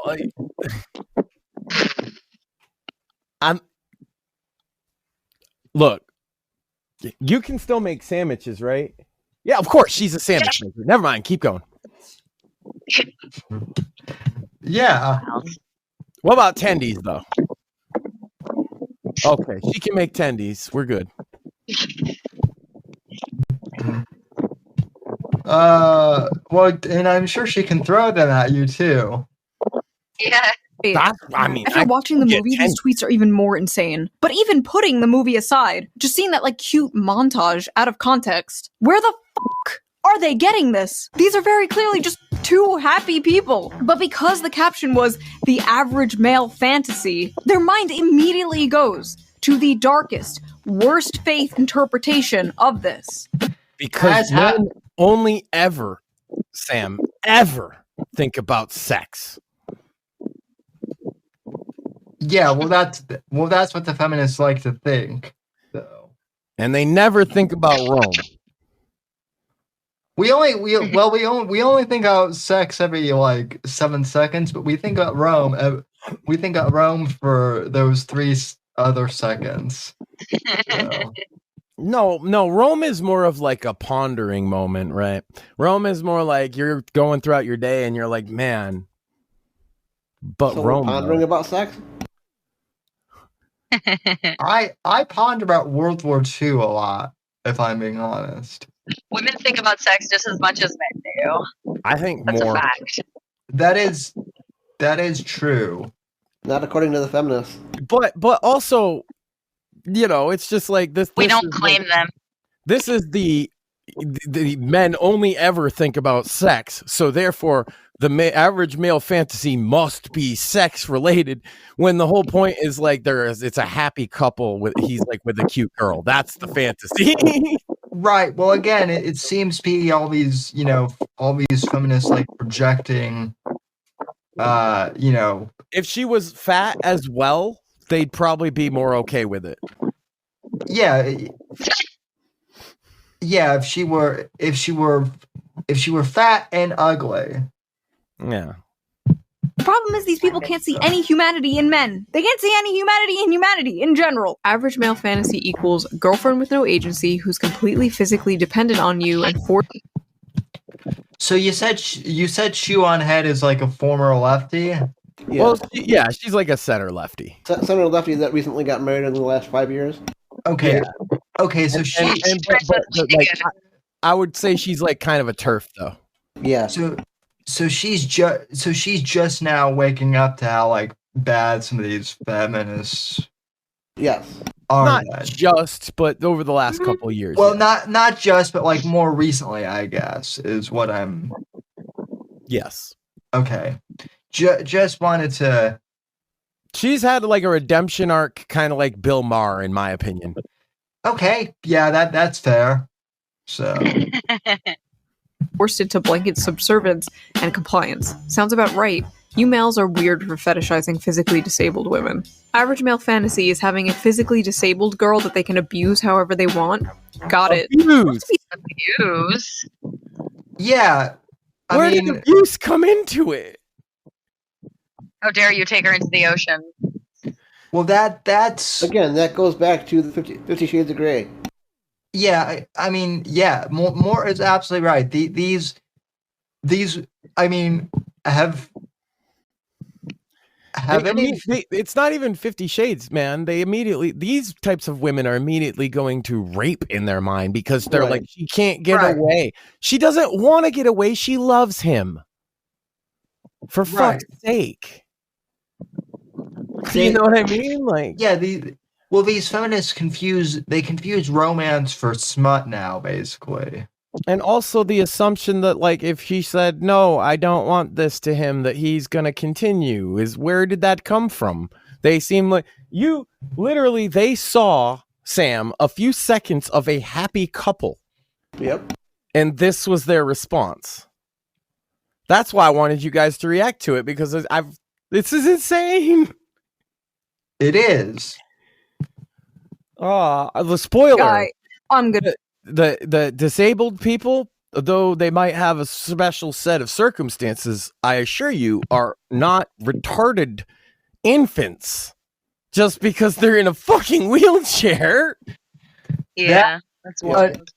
Unfortunately, that's something that, like, Mort and I... DSP is more retarded than us. Yeah. Also, I guarantee if the genders were reversed, it wouldn't have gotten this much flack. If it was a guy in a wheelchair with a girl pushing him around, they'd be like, yeah, I get that. Oh, you mean like the movie You and Me? But, The Fault in Our Stars. There you go. Maxine said that, like, the movie You and Me. I mean, feminists would hate that too, though, probably. They even go to the beach. I mean, yeah, because then they'd say, "Oh, he just wants a woman to take care of him." Right? Well, no. Yeah. Yeah. He actually had her assist him in ending his own life. Okay, apparently he wanted to die. That's really dark. We were talking about a happy movie for wheelchair people. I know what I'm saying, like. Okay. So the feminists might actually like that movie then, if it, if it's all about, like, assisted suicide. But, like, like this idea that just because she's in a wheelchair, like these are the same people, Sam, that call us ableist, racist, homophobic, sexist, and every fucking time they have one of these kind of beliefs that is literally what they're calling you. Yes. Like, if this isn't quote unquote ableist, what the fuck is? Yeah. These are the same people who will like call Mort and I Uncle Tom. And that's why Sam and I hate these fucking people all the time, because they fucking project so goddamn much. They don't know their ass from a hole in the ground. I couldn't even believe they were calling Mort an Uncle Tom right on Twitter, and I was like, "What the fuck? Do you understand what you're saying?" And it's because they're not, like, Democrats. Jeez. Yeah, it's crazy the amount. Since I've been on the show, Sam, now I've always known about prejudice that people in wheelchairs face, because, like I've pointed out, I had my good friend John, the past recently. I've talked about him with cerebral palsy, and they treated him the same way. But man, since I've been on this show, I didn't understand how widespread it is to just absolutely, like, a shit on you guys in the worst way possible with a smile. Yeah, if we don't suck off the left, they hate us. I mean, I was called a Nazi sympathizer by a Democrat on my college campus simply because I was leading a college Republican chapter. But this is even beyond political, right? This is she's just in a wheelchair. They're mad. I know, but they were all saying stuff like, and you should know better because you're in a wheelchair. Yeah. It's crazy. So yeah, I mean, it's crazy. Some of the stuff, like, you guys have talked about. That's why I wanted to bring this video to you guys' attention, since it's a disability related kind of noteworthy news thing. And yeah, I recommend people to check out this film. I'll probably watch it myself. It looks really good. And for a second, to bounce off Sam's idea for a second, what's that say about the fucking left, that people like Sam and I aren't on the left? Right. A lot of other disabled people I know, actually. I know a lot of disabled people who also voted for Trump, but they don't want to say anything because they're literally afraid of, like, being hurt or something like that. Thankfully, you and I can defend ourselves. Right, which is it's crazy though, but we even have to, like, worry about that, Yeah, and it is. I just imagine in here, after all these things, of, like, what it must be like for a disabled young girl who's maybe I guess if you're fully on board with the identity politics stuff, the left will probably treat you okay. But if you were more like the girl in the film and you're just kind of normal and happen to be in a wheelchair, well, fuck you seems to be their sentiment. Pretty much. If your dream, if you're that girl in the wheelchair, if your dream is to find a nice guy who will understand your disability, they're telling you that you're bad. Yep. And they're going to try to twist her brain and turn her against him. And basically, it's the same thing for guys in wheelchairs too. Like, we just want someone not even to like take care of us, but just understand. Understanding, yeah. So I mean, yeah. Welcome to. I mean, the extent of help that I want from a partner, the same extent that you would get, Max, from Maxine. Yeah. Right. Right, like realistically, maybe your partner takes in the groceries or something. Well, if you it's not even that, Sam. You guys don't gotta explain, because even for a couple like me and Maxine, okay, as we've gotten older, we've both had health things come up. It's maybe not as life changing as that, but certainly you have to understand that the other right. Maxine had a surgery last year. I've had a heart attack. And you do have to do things differently, and you have to like grow together, and there's nothing wrong with any of that. And I don't understand how it makes them so mad. I did think it would be funny, but it's also a little sad that this is like a common sentiment among modern women.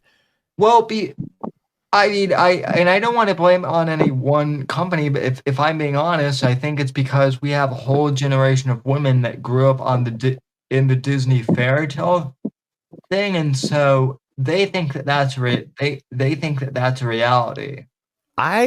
Maybe you're right, but I think there's another thing going on, Sam, is that there's also a generation of women that were raised equally as much as the men with porn as a ever-present fucking thing. Facts. Yes.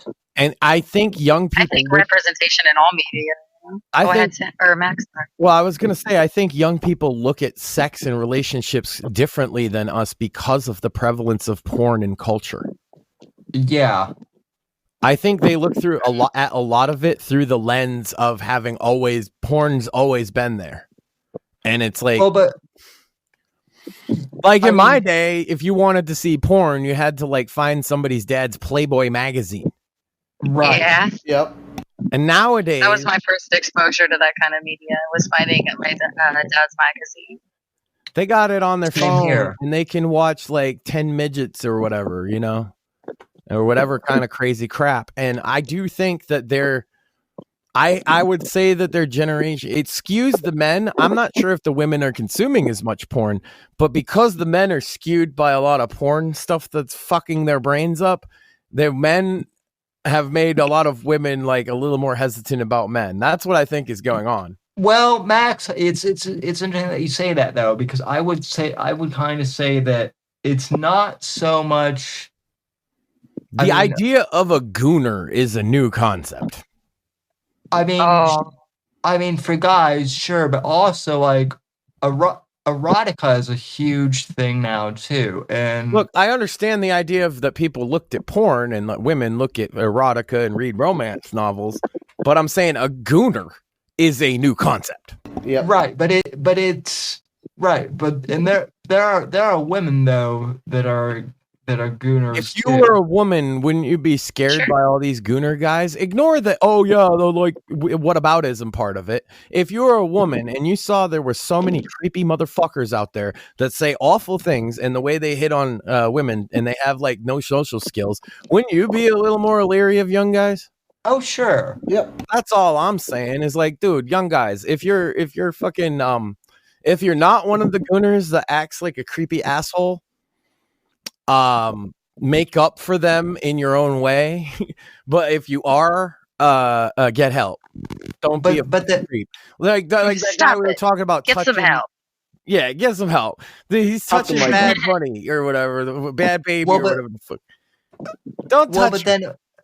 Or these creepy wrestling fans, Sam, that are like groping Rhea Ripley. Like, what the fuck is wrong with you? Well, but then also on the flip side, like, did nobody teach you to keep your hands to yourself, boys? Nope. I'll kick your fucking ass if I see that shit, man. I whoop your ass. Well, no, because Dad was never in the house. I swear to God, if I was like witness to somebody walk up and slap like Rhea Ripley on the ass, I would whoop his ass. Like, yeah, of course. You put your that's assault, bro. Can't be doing that. Right? I think I'm gonna bounce, you guys.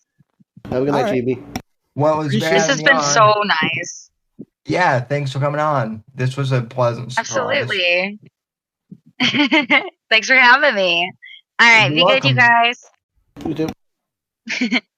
Ladies and gentlemen, Chibi. So. Yeah. Well, always appreciated. I mean, you can watch more, but it's basically more of that same sentiment. You know. Yeah. Unless you got other stuff you want to go over. Well, you mentioned you had like some Hasan clips or something to. I didn't have the Hasan clips right now. I didn't think that's the clips. I mentioned this clip. I said people knew that besides you, and then I said I would have to look them up, so I would have to do that. It would be from multiple sources. Do you know how much crazy shit Hasan has said in the last 2 weeks, Sam? No, you don't. I suppose I could live react to some of. Okay. Instead of you guys got the gist of this, I think you guys have a kind of insight on it. Yeah. You want to watch? I know Mortheus is probably Mortheus. Should we recommend him like Nux or? Sure, Nux is good. Nux is good. Yeah, I think good jumping off point. We'll start with like the most latest Nux video about the subject, which would be in his 500% fucked franchise or whatever. How fucked is Hasan Piker? We're gonna recommend you go with 550% fucked. Pretty much. Yeah. Well, that was today's video. And it should catch you up very quickly on some of it. Nux is pretty good in this regard because he gets a lot of the good clips together, Sam, and he explains things that people don't understand quite well. And he's kind of funny. He's pretty basic. So for a cartoon. Nux is Nux Taku. He's a VTuber. So I linked it on Twitter.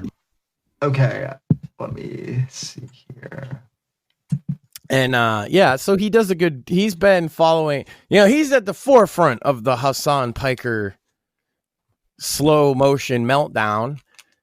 And it's funny enough. We could watch some of that, and you could get why like gamers are talking about it, not just political people. In fact, political people probably check this out. Realize. I just dragged a task into a project, and this new AI tool built my entire week. It's scheduled deadlines. There are currently. So let's see. Yeah. So that's like the most recent video. There you see Hasan Piker with a very small head there. That's kind of funny. Yeah. And while we're looking at this, I'll see if I can find another video as well. Over 4 million children in Yemen that are married. Just find a compilation of just things he's said, if possible. Okay. That would be the hardest part, right? I'll look as well. Yeah, I've seen some of the stuff that he said like probably like 6 months ago, but I imagine it's going to be in here, and we're talking about the last couple weeks. So you get caught up with Nux. He's very funny, by the way. Yeah. And Hasan Piker supports the Houthis. Ladies and gentlemen, welcome to the 550% special of the How Effed is Hasan Piker franchise. A lot of people are fully unaware of how effed he is. So that's why I needed to be here to let you know he is 550% effed. Last time we covered him, he's absolutely scared out of his mind that I might be suing him because he knows he would get absolutely obliterated in court. So today's episode is going to be crazy, and I'm really happy it's 5:50 because this is one of the darkest episodes of the franchise. So we are going to go through it. We are going to be official. We are trying to have a good sense of humor about all of this stuff, but it's probably the darkest video of the franchise so far. I know I've said that in previous videos, but it keeps getting worse. He keeps getting worse. His rhetoric keeps getting more intense. And realistically, this man's going to be imprisoned by 1,000%, and it's going to be insane. So a lot of people know that I am planning on talking about the fire attack that happened in Colorado, where there was a terrorist attack in Colorado, and some Egyptian illegal immigrant lit a couple of Jews on fire. We're going to be talking about. Oh yeah, that is the other thing I want to point out, that this scumfuck was here illegally too. He was even given a job by the Biden administration, Sam. Holy shit. Mm-hmm. Yeah, not just that, but like now I know I don't live there anymore, but good God, Coloradans, if you guys don't vote out Jared Polis out of office, I don't know what to tell you guys. Jared Polis is just as bad as Gavin Newsom is now, in my humble opinion. As governor, he has fucked that state harder than he's fucked his husband.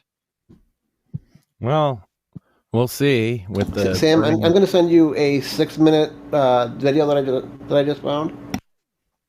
So that today, because we're also going to be looking at his response to that, where he essentially says lighting them on fire is not really like a good method to do it, which is the craziest coverage in the history of time. However, he is going to be in prison. We are going to cheer, but I wanted to talk about a blood libel that's been going around. Probably one of the most horrific blood libels of recent time, and Hasan is propagating it.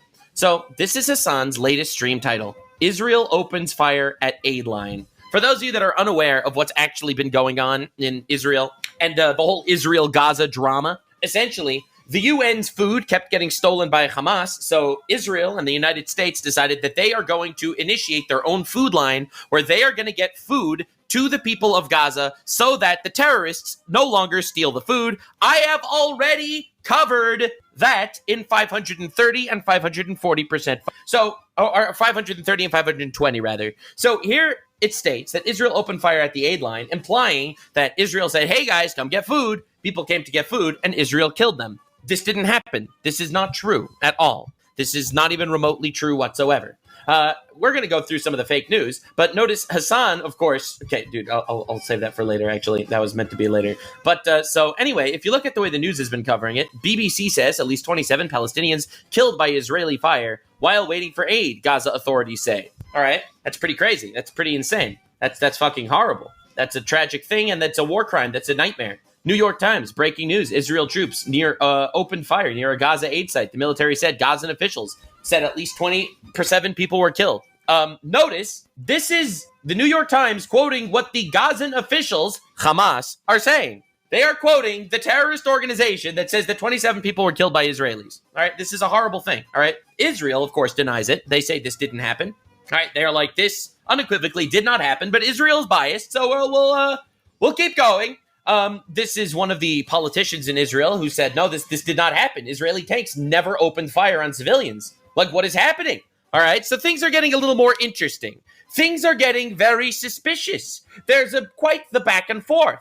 And then a lot of videos came out. A lot of very weird, interesting videos came out from civilians in Gaza. Because remember, the civilians in Gaza hate Hamas. Hamas started this war. Hamas can end the war any day by releasing the hostages and surrendering. And Hamas does not do that. So let's see what the civilians in Gaza are saying about this. نحن هنا بنتحدث في هذا الموضوع. أولا حماس تفضل ونموت جوع ونعاني كي لا تنجح المساعدات الأمريكية. حماس تستخدم اقتصاد المساعدات وتوزع عادات على الناس واستغلالهم والتحكم فيهم وتجنيد الشباب والناس والمحتاجين وبالتالي إذا بكل تأكيد تزعج حماس.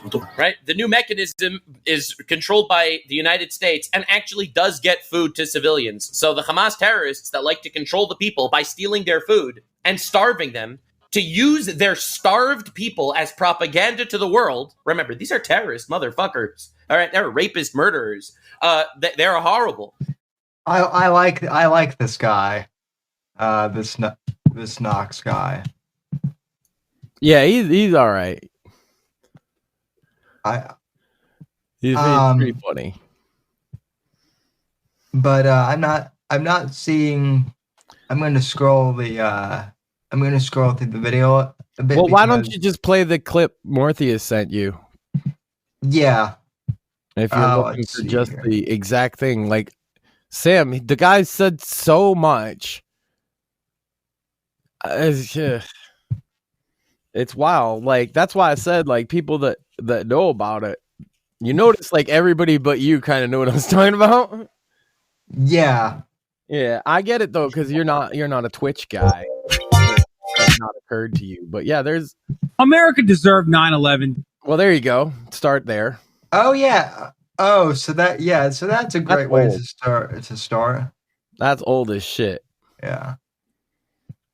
Still though, I do remember hearing that one, and yeah, dude. I'm saying it. Hate is a pretty strong word, and there's only a few things in this life that I hate. I hate tomatoes. I absolutely hate them when they put too fat, juicy tomatoes in my burger. I hate that. I hate when they don't put enough jalapenos on my taco. And something else that I hate is hypocrites. And when I'm talking about hypocrites, I'm talking about people who pretend to be socialists while having a $3 million mansion. That's exactly who Hasan Piker is. And in case you guys are lucky enough to have never, ever heard of this stupid moron, he's this left-wing political YouTuber, and I don't dislike him because of the politics. Everyone here knows that I'm not a politics guy. I don't dislike him because he's in the left. If he was on the right, I would hate him equally. And it blows my mind that there's people out there who like his type of content. He claims to be a socialist despite having a Twitch contract. And who owns Twitch? Amazon. He claims to be a socialist, yet he has a $3 million mansion in LA, has a $250,000 Porsche. Really? This is your socialist? This fucking moron? And in case you guys follow me on Twitter, and if you don't, well, that seems to be the case with a lot of To be fair, I genuinely don't care about any of that. He could be a big old hypocrite. No, I get I'm more that. concerned with the things he's been saying recently, you know? Right. Yeah. I'm just kind of pointing out that it's always funny that the socialists are like the uber rich fuckers too, usually. Yeah. Please follow me. I will really appreciate a new account. I made 2 tweets referring to this guy earlier today. One of them I say, I wish the worst 50-year-old man who was caught in day and his business got ransacked there. But from where we are here, you know, it does that the officers are heading back. You know, in terms you of see what they're doing, being able to disperse this crowd that they were able to do. You know, we did a story a couple of weeks ago about how they were able to go after scooters by kind of circumventing them in that sense. And it from my perspective, I fucking despise local media, dude. There you go. There is no better representation of how dog water local media is, and how much I gotta find something like how much they. This shit from years ago, Sam, is like honestly, I didn't even care. Like what is actually the problem with this guy isn't any of this stuff. It's that he's literally advocating terrorism as terror attacks happen on U.S. soil. Yeah, I'm searching right now to see if I can find any clips of. Well, yeah, but this clearly is like older stuff. No, I guess nobody's put together just a compilation of the shit he's saying recently. That's kind of the tough part. Well, I don't know. It's out there. I haven't misquoted him at all. No, I'm not saying you have. I'm just trying to find something new. It's impossible. Let's see. That's the problem. Yeah, people won't fucking touch the newer shit. No, there's many videos. They're just not a compilation of it. Like I've watched like Asmongold watches the shit. Fucking that Nux guy. It's in that video, Sam. And it maybe not in the Nux video exactly that one, but like he talks like all of this stuff has been very documented by like multiple more. Pegasus does videos about it.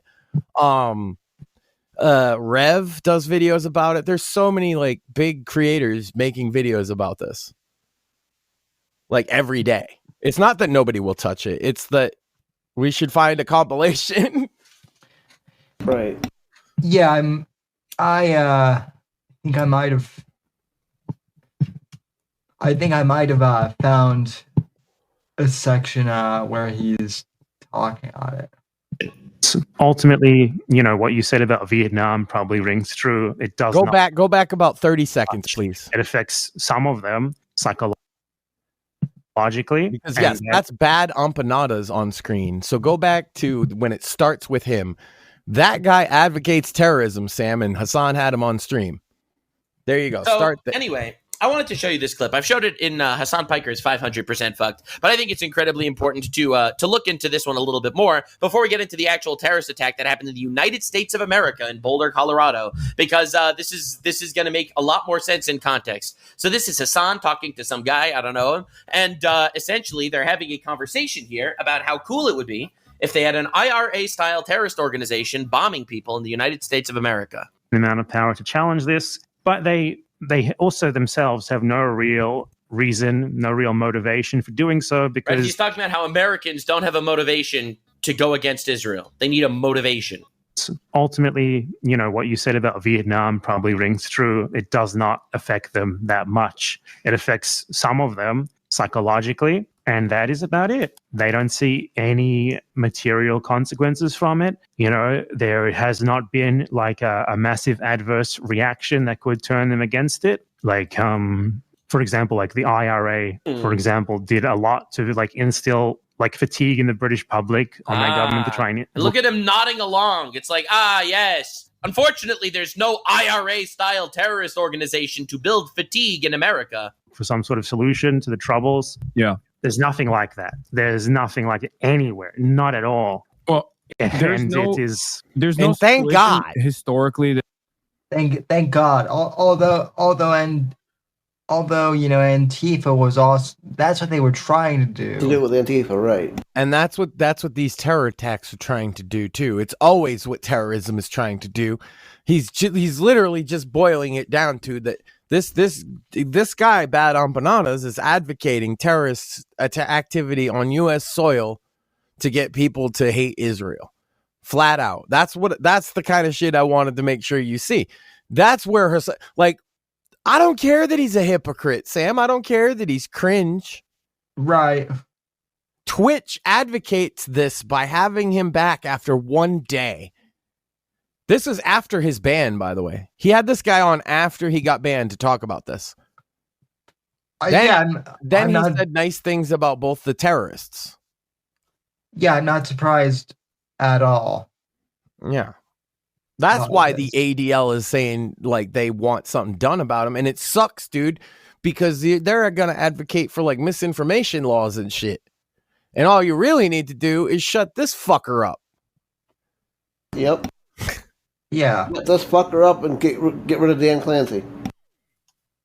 Well, can I just say, thank God Trump is president? Fuck yeah. Yeah, I mean... No, you're not allowed to say that, Sam. Because why you ask for permission. Well, I'm saying it rhetorically, Max.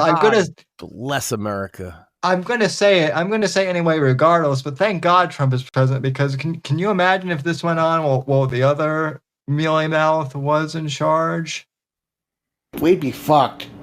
Oh, yeah. He would be. Hasan Piker would be like in charge. Well, yes. Well, I mean, judging on what has come out this week too, Biden, I guess, finally addressed his cancer. His butt cancer, Sam. Yeah. So turns very out terrible how he got butt cancer. It's awful. Yeah. Can't imagine. It would be terrible to get butt cancer. It actually would. I'm not joking. There's no joke in that. Yeah. What? Because it's butt cancer. It's funny. Millions of Americans die from butt cancer, Sam. They don't appreciate you laughing at the state of their butts. I'm not laughing at the say their butts. I'm laughing at the way you butt cancer is a serious problem, Sam. It's called colon. We're laughing at the comedic giant. No, it's not just he doesn't have colon cancer, Sam. He has prostate cancer, which is butt cancer. But colon cancer is also butt cancer. Did you know there's also bowel cancer? Yes. And rectal cancer, Sam. There's multiple kinds of cancer that are related to your butt. Okay, so I'm trying to cover all the people with butt cancer, Sam, not just some of them. Okay. So we don't know which butt cancer. Well, yeah, he does have prostate cancer. Right. And he got it. Now, sometimes you just get cancer, just however. Sometimes you get it by it's genetic. And sometimes, and this is where I think we need to bring awareness. Sometimes you get it by getting fucked in your butt so much. You know what I mean? By so many different guys. Yeah. And that's Joe Biden. Well, he was allegedly. He was fucking the entire country though, too, to be fair. Yeah, and the whole time he's getting fucked by, all the Democrats in the Senate, like gangbang style. Well, allegedly that's how he got butt cancer. Ow! What the hell? Gangnam Style? Yo, Sonic, what do you think about Joe Biden's butt cancer? That shit's gay! Ah! I was wondering when you were gonna get something thrown at you. I just had to talk about the butt cancer for a few minutes and how many dicks Joe Biden gets in his butt. That one missed. Oh. 475 is the answer to how many dicks in Joe Biden's butt, Sam. Did you know that? That's a whole lot of dick. A whole lot of dick. That's like a mile of dick. I would be curious how you came up with that answer, but Max, but I don't want to know. Ask Grok. I don't know. How many dicks have been in Joe Biden's butt, Grok? That would be something that you would ask Grok. How would Grok know that? You know how else you can get I'm just saying, gentlemen, you gotta keep your keister clean. You know how else you can keep get the dicks out. My God. You know how else you can get ass dicks out for Harambe? Yeah, dicks out for Harambe. Damn right. Ow. You know how else you can get ass cancer? By watching Hasan Piker.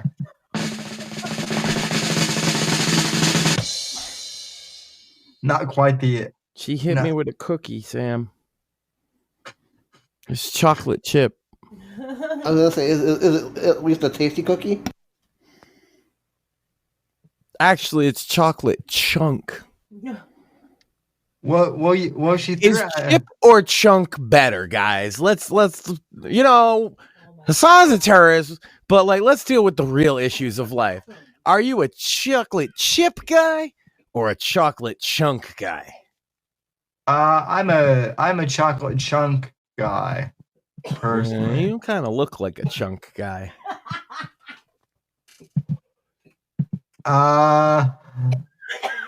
Yes, I like my chocolate chips chunky a little bit. Yeah, he likes a little chunk. I'm more of a chunk guy than I have been in the past. Get older, you like a little more chunk. Yep. Oh my God. Of course you do. Of course you do more. So, especially when it's junk in the trunk. Yeah. Chunky junk? Yep. In the trunk. Yep. Yeah. With just the right amount of firmness. Yeah. Well, that was a yeah. What do you think that was? She's like, what was that? Yeah. Chunky junk in the trunk. That shit's got the funk. Hey, Sam, I dropped an Asmongold video in the DMs 10 days ago. I appreciate that. Yeah. So just I dropped the gay pornography video in the chat, Sam. Oh my god. Well, obviously I'm not gonna watch that on stream or ever, Max. I didn't actually do it, so it's probably fine. Well, I would. Well, there's like a bunch of people in that chat. Of course, I would do that. Well, I would hope not. Yeah. So. Why would I subject them to a Johnny Fox video like that? You'd only subject us to Johnny Fox. Oh my God! Can we do a Johnny Fox moment, Sam? You're gonna like it. Oh yeah. I actually have a Johnny Fox moment of my own. Actually, I got a great Johnny Fox moment for you. I'm gonna read you. Go first. I'm gonna read you his statement. Okay, this is great. So I mentioned it. He's retiring from watching other people's videos and reacting because he got copy struck. And he's also come to the realization, Sam, that he's so fucking boring that he'll make you fall asleep. And he's figured this superpower into his new strategy of his fall asleep fast to me playing video games for not even long ones. They're like 20 minutes. But with that, he also said this, and I want to read it out for you because it's great. You remember I talk about him with branding, Sam? Yeah. Where he's like obsessed with the idea that everything's a brand, and if he switches brands, then he'll be successful and all that. Of course. 1 day ago, edited. Johnny Fox says, the new channel at Fall Asleep With Me or whatever, which is weird. Just for the record, I'm not quoting right now. That's a weird name. Fall Asleep With Me. Anyway, is doing a lot better than Falco Punch / Johnny Fox Gaming ever did.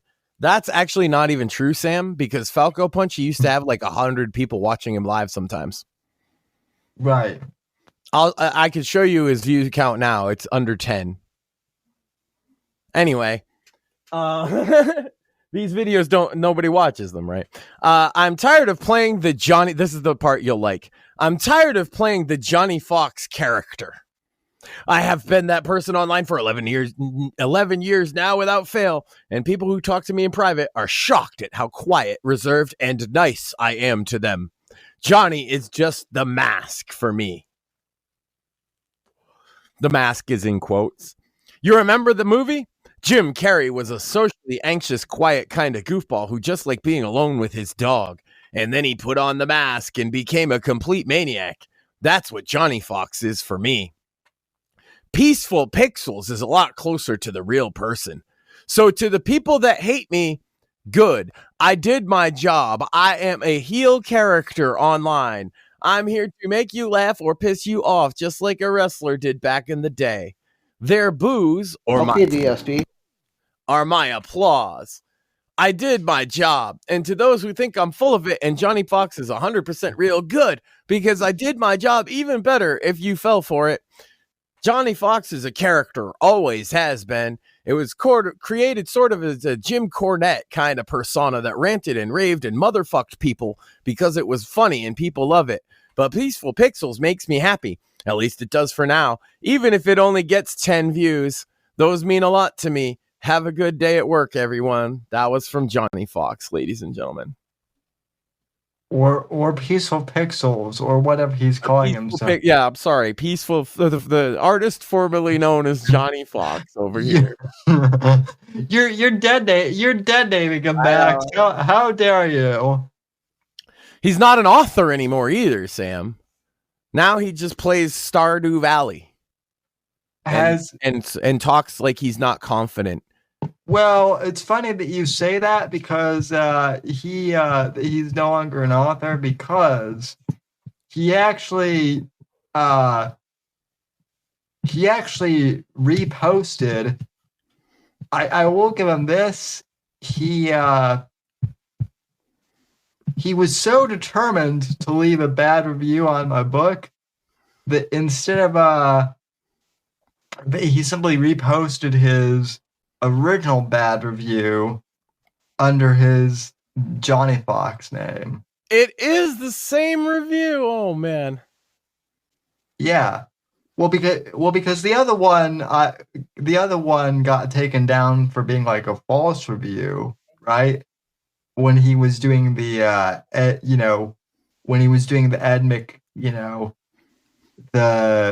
it still says he hasn't read it. Right. No. Right. Yeah. It's still no verified purchase. So go click see more reviews real quick. Go show off your reviews a little bit, Sam. Come on. You know all the other ones are 5 stars. Yeah. That's for the first book. So it says see more reviews and it says that they're all 70. Oh well, never mind. Don't show that. Yeah, I got you. No, that's cool. He actually admitted that he was trying to review bomb you. That's cute. Yeah, well, wow. So he's like he thinks this is his big exit stage left moment then, huh? Yeah, but then I want to point out see we have other we have other reviews though, such as like Blood Ties, which has like Sam, you should have shown me this before. I gotta restart the war. I thought I was just dancing on his grave. I gotta shit on Johnny Fox. He gonna start a review bomb author war against you and the author community, essentially, or the at least like the men's adventure fiction community ain't gonna appreciate this. No, they're not. Although I don't think he reviewed bomb this one, but just to point out, 4-star, 5-star. Yeah, Terrence like you, Hey, you can just show off your reviews. It's obvious he review bombed it because every other review on every other book is 4 or 5 stars. Right, and verified purchases too. So yeah, for the people who don't. The people who don't know, this is like the actual sticker they put on your review when you actually buy one, and yeah, it's what you should look for, especially with book reviews. And here's another thing, that's a friend, isn't it? That's Steve Stark. I was gonna say I recognized that would be Stark Terra on Twitter. Let me Yeah. Well, I just want to point before you show anything else. I want to leave his review up for a second because he does a thing that the Johnny Fox review doesn't, which is mention characters, places, themes, and other things. And if you could scroll up a little bit for the other review that we were looking at before, same thing. It mentions things in the story. Right. You know what I'm saying? Even in the 2-sentence review here from Terrence, it mentions the story. It mentions what happened.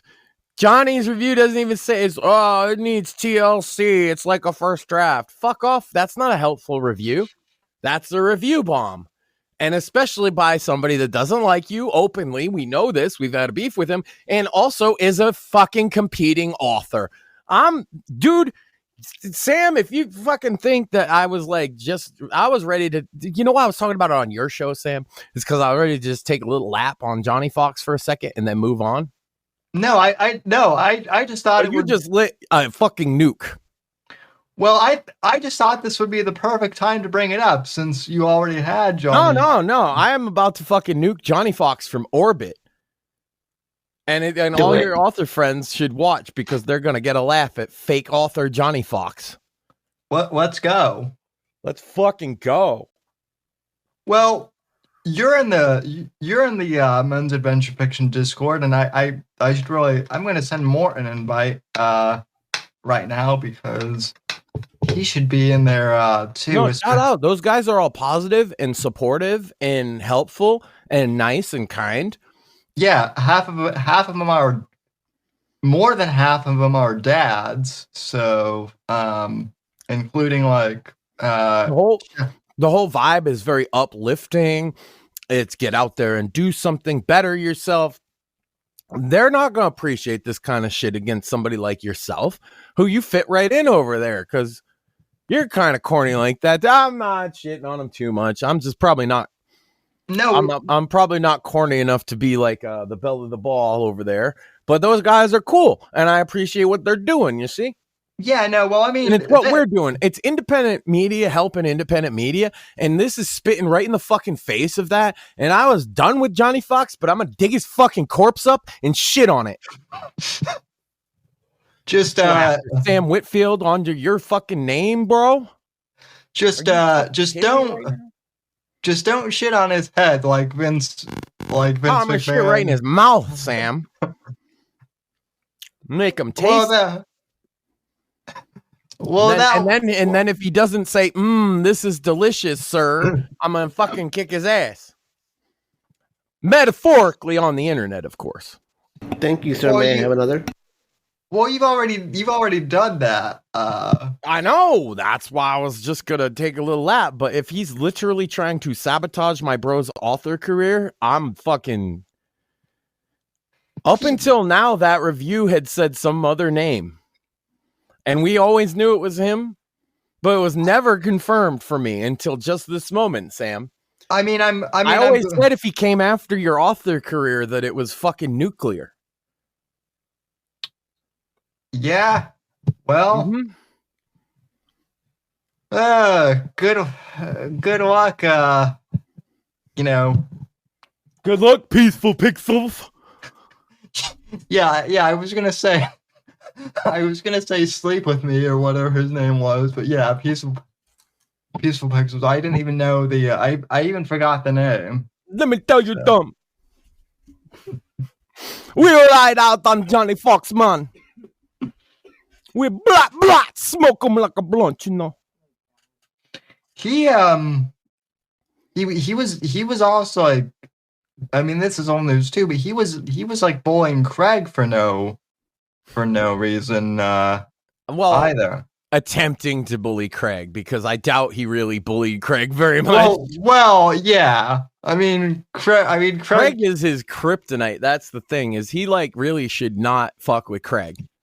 Because Craig, I'll about clue everybody in on a little secret. It wasn't my brother, it wasn't anybody else. Craig has been the voice of reason for me not just destroying him from orbit. Because Craig understood that he was a human being and explained it to me in a way that made sense. And I was like, oh, you know what? Maybe I shouldn't destroy this fucking guy. But you just keep playing with fire, man. And I like, hey, you play with fire with a guy that likes gasoline. Well, match made in hell. So, by the way, speaking of book promo, and speaking of things, you can get those highly rated books yourself. Where can they find them, Sam? And speaking of speaking of flames, by the way, Johnny Fox, before we get into the awesomeness of promoting your books, Johnny Fox, real people own real copies of his books. Imagine that. Anyway, Sam. Yeah. Speaking of pyrotechnics, hold on. Let me get out the way so the boy can chill and look handsome and all that. Ladies. Speaking of pyrotechnics, and also readers. You too can pick up my latest thriller, Night of the Vigilante, and you too can read how Jason Miller is torching the cartels, literally, kind of like how Max is torching Johnny Fox's internet career. This is... Oh, I haven't even begun. Well, Sam, I was going to say tomorrow night I was going to do a different stream. I think I have a different. The book is great, by the way. Big fan of particularly that one. Yeah, Night of the Vigilante is your best work. Some people say blood. I've actually argued with people where they say they like Blood Ties better. I think long term, Shadows of Deception has the most potential. But man, is Night of the Vigilante fun? It's a good, I pictured it from the moment I picked it up. Here's a review for you. From the moment I picked it up, I kind of did picture it as Clint Eastwood, kind of like you said. And it would be an awesome, good, dirty action flick, Well, and so if you're looking for something like that, pick up Night of the Vigilante by Sam Whitfield. Well, I actually, someone recently. Also, it makes your dick bigger. It does. It does. And, speaking of Shadows of Deception, book 4 coming in July. So stay tuned for a cover drop, maybe later this week. Sick. So anyway, though, you mentioned Johnny Fox, Max. So I just wanted to show that yes, he is in fact owning up to his. Well, I'm glad. Is it great when we clear the air like that, Sam? That you literally put up a false review to try and tank somebody because you're jealous of their books. Isn't that amazing? And it's because you don't like somebody that they're friends with, like a fucking 5th grader. Which by the way, you say, I'm a different person now. That sounds retarded. Which by the way, like I said, I'm not even saying this in a mocking way. I do have to thank Johnny for inadvertently introducing me to Max. Had he not gone on like that hour-long rant on my show, even if it had been like, because you talked to him and he just started talking about me. That's the story, right? Yeah, if it had been a 5-minute rant, you probably would have forgot about it. If it had been a 10-minute rant, you probably forgot about it. But the whole fucking show, he's just like this Max Sand guy, and you don't understand, and it's this conspiracy and all my friends, and you're just like, I thought you came to talk about books. Yeah, I was a little. No, what it we should do a watch party and watch that together. What it was. Not even watch. Oh, I guess Rumble kicked Max out. Rumble got Max.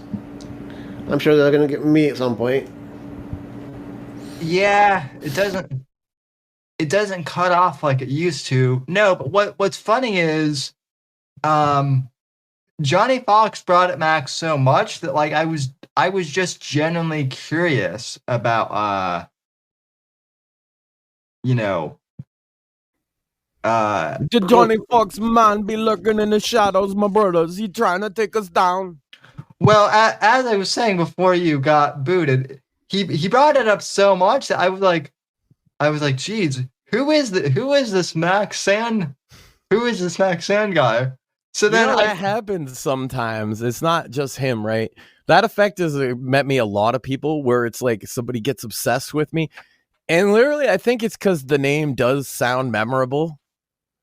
Because it'll be me and a bunch of other dudes sometimes, right? That fuck with somebody, and they'll be like Ian Freeman. I lived in his head, and 99% of what he was mad about was other people.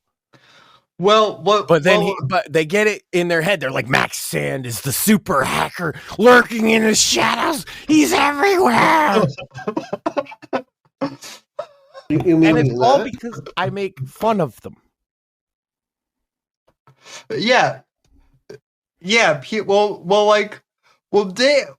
And Jesse's another one, right? Like, David Crocco. Well, no, he really does lurk in the shadows everywhere, Sam. Potoff was always watching. You didn't know that?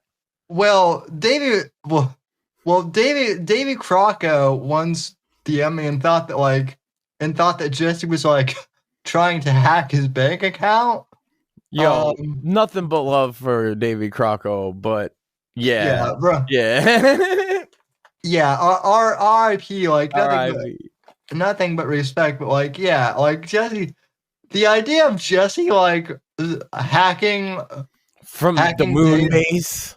Yeah, the idea of Jesse hacking. He's got like Davey's 5 account. keyboards, you know.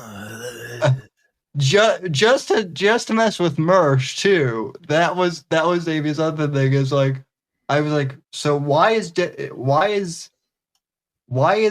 hacking you, Dave? And he's like, oh, it's to mess with Mersh. And I'm like, well, why don't you just hack Mersh's bank account then? Why go after you? And Dave was like, oh yeah, I guess that would kind of because Pod Awful's watching you. Yeah. Well, no, Jesse actually he did do a few streams on Davey, so I think. Yeah, no, Jesse's cool. That's the thing, though, is like there's 2 types of people on the internet that want like to do content. Okay, there's the type of people that will make fun of a motherfucker, and there's the type of people that can't be made fun of. You know what I'm saying? And you're either one or the other. If you're the type of motherfucker that'll make fun of a motherfucker, like myself, like you, when you get made fun of, you just laugh it off and make fun of a motherfucker. Yeah. When the other kind of motherfucker, the motherfucker who can't be made fun of, when you make fun of that motherfucker, he decides that the world is ending. And that he must do whatever in his power to motherfuck you before you motherfuck him in the motherfuck. Right. Yeah, that Ow! That motherfucking hurt. What? I just moved. Fuck. I just moved my screen over. I didn't mean to hit you. I got hit by a. Did you get? How did this hurt? It says I love you and shit. Well, you know, sometimes love hurts, Max. That's suction cups. Hold on. Is my forehead flat enough to stick it? Let's see. No. Do you see what you started, Maxine? You know those things that used to pop inside out and then they pop up and flip? My dad stuck one of those to his forehead once and got a big circle on there and then blamed me and said I hit him something in the head. Well, you hit him with it in the head. I did not. He put that old thing on his forehead. He thought it would be funny until it got stuck. I believe Bob. Of course you do. You wouldn't lie. Yes, he would. When? All the time. No. Yeah, oh, come on. Your dad was the most honest man. Except when it came to me. No, he would never fuck with anybody. I don't know what you mean. Bullshit. You know my dad loved to fuck with me. Whoa. I can make it like blow the brains out. Don't pop it. Of course. Got that for me for Mother's Day. Well, don't throw it at the back of my brain like a... It kind of like... There's these birds, Sam. They go tweet. What did you get in my coffee? She got pizza in my coffee, Sam. So sorry. That's coffee abuse. You know, that's an odd flavor combination, but it might work. It bounced right off his head into the cup. Epic. Well, we kill a Johnny Fox man down till he finny, you know. Bust him in the head. But no, like I said, I am at least glad that he was honest about yeah, man. We've been appreciating his honesty, but he's still gonna, you know, we gotta hit the Johnny Fox man in the head, man. Or Peaceful Pixels now, I guess. Nah. We be smoke him like a blunt. Which it'll always be Johnny Fox. Which, by the way, like, he calls himself the author.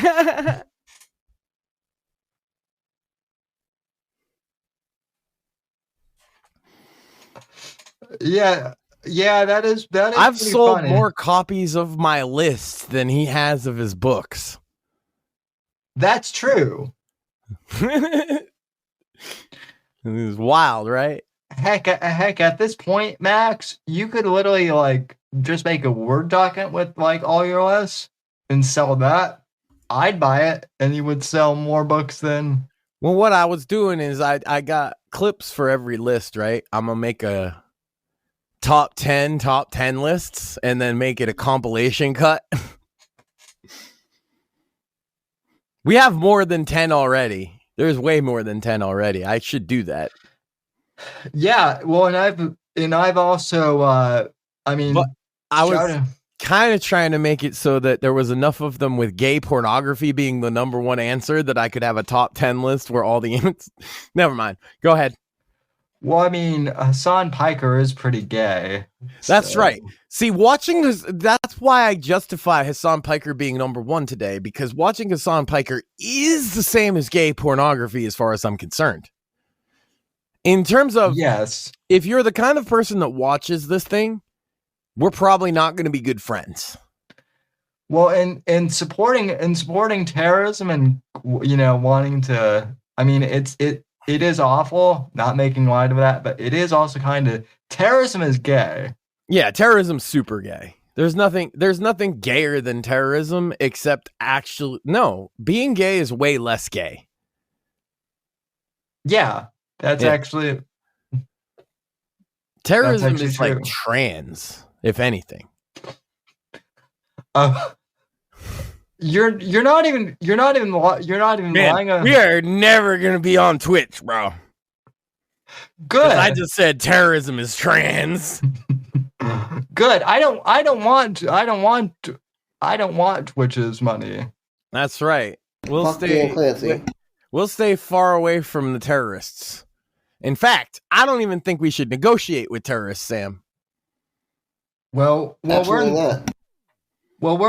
the Trump era, so no, we don't have to negotiate.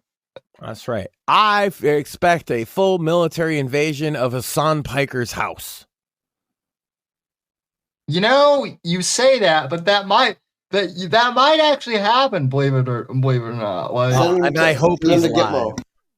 Imagine, because I don't know if you've seen enough of his clips, you can picture his little room there, right? And it would be really funny if the cops came in because the angle of his camera shows basically everything. And then it would also be really funny, hypothetically, of course, Sam. See, I don't condone terrorism, but you know what I maybe have a bit more tolerance for? A little bit of police brutality in certain situations. Well, and maybe in this case, the LA cops where he live up to their famous reputation of beating motherfuckers' asses, and we get a good little show out of when he gets arrested for being a fucking terrorist piece of shit. Well, this will never happen because he's retired. But you know the Billy Club. You know that Andrew Nelson is also. You know that Andrew Nelson is a gamer too, right? In addition to being an author. So I know he's retired, but in my mind, it would be funny if he came out of retirement to swat Hasan Piker just for one day. Well, we'll see. We'll see where the story of Hasan, the lonely terrorist, goes. But I don't think it's going anywhere good. And I think it's really bad for fucking Twitch, which is why I wanted to make it a topic of discussion, Sam, because you're right. You're more in like political circles of talk. The gamer circles, Hasan and his crew is pretty much all the talk or the fact, and we should bring this up, that Asmongold has finally started streaming off of Twitch for the first time ever. He's multi-streaming on Kick and Twitch, and he confirmed that he didn't get any deal from Kick that was different than make him a partner. And also, it's been confirmed by others that Kick isn't giving out the big streamer deals anymore. And quite frankly, I would suggest to Rumble to stop doing that too. Yeah. You know why? Because multi-streaming is going to be where it's at for a lot of these big name streamers, and just having them on your platform is a net positive, and you don't have to pay them any extra money. They're going to want it because they're going to flood off of. I'm predicting, Sam, that no matter what happens with Twitch, you're going to see a flood of people go to other alternatives. A lot of them are going to immediately go to YouTube and get banned because they don't know how to follow YouTube rules. Some of them will bleed over to Kick, obviously. That's popular with a lot of the Twitch people. And some of them will inevitably come over to our humble little site Rumble and maybe even Odyssey. And that's good for everybody because I want people to be able to speak and not be censored. And that's the only way to do it, really. I see a ton of we multi-stream. We're always multi-streaming to both X and Odyssey, correct? Yeah. And locals, technically. Yeah.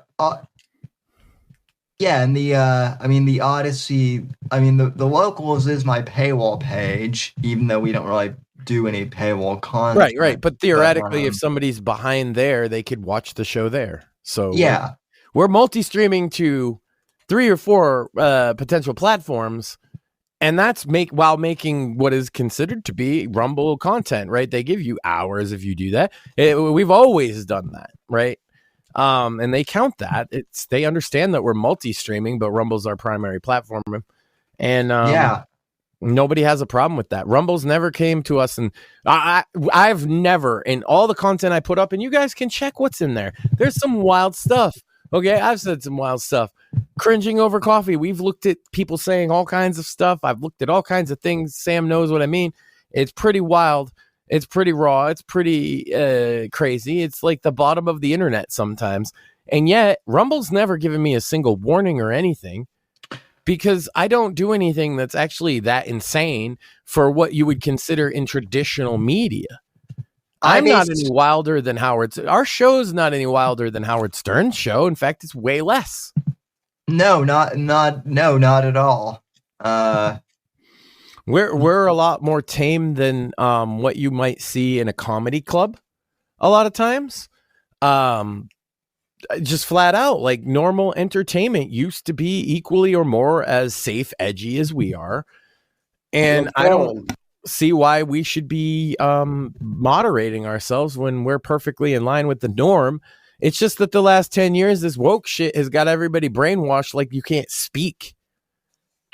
But time has fucking come for that to end. And hey, if you want to speak and support terrorists, well, there's consequences for that, quite frankly. Well, that's the other thing I want to point out too, is like, I don't know, you guys, but like, I've hardly seen any Pride stuff this year so far. Unfortunately, I've seen a little bit of it. Very disappointed in CDPR because they're still doing it. But but like CDPR, as you explained to me a while ago, more like they did sign on with like that DEI. I hate that fucking charter thing for right, but at some point it's like, oh well, just excuse. Like, I don't know. Here's my thing. It's very funny that they, over the course of 1 year, we pointed out that there was like 10% less Pride last year. Yep. Dude, there's 90% less Pride this year. And it's fucking fantastic. Yeah, it was hilarious how quickly that folded. There was a little less last year. It was brought up to me, I think either last night or this morning, that USAID has gone away, and magically all of the fucking Pride shit's gone away. You know what I don't want to go away, guys? There's a Biden era thing that I want to continue and maybe even magnify. Are you ready for it? Go ahead. Can we still do Juneteenth? Because that shit's dope. Yeah, sure. Well, yeah, like I love Juneteenth, and like I want to point out that I saw a lot of conservatives get mad about Juneteenth. Like, don't do that. Well, hold on though. No, I have zero issue with Juneteenth. Yeah. Well, hold on though, Max. Juneteenth actually isn't even a Biden thing. Well, but no, it got made a holiday under Biden, and I'm saying like a lot of people are like turning back on what they consider woke, and they're thinking that Juneteenth is woke. Juneteenth ain't woke, dude. It's the anniversary of when the slaves were freed. Why do you think black people find it like important day? I'm not even arguing that. I'm just saying. I'm not saying you are. I'm not. What I'm actually saying is like, Trump was the first one to like, basically, he didn't propose Juneteenth, but like one of the guys who he met with, who was like a black activist, told him about Juneteenth, and Trump said, I think it's a really good idea. We ought to do that. So okay, but Biden made it a federal holiday. Yeah, well, like don't take the one thing he did. I'm getting credit for. I mean, he didn't even do it because he auto-penned it, I'm sure.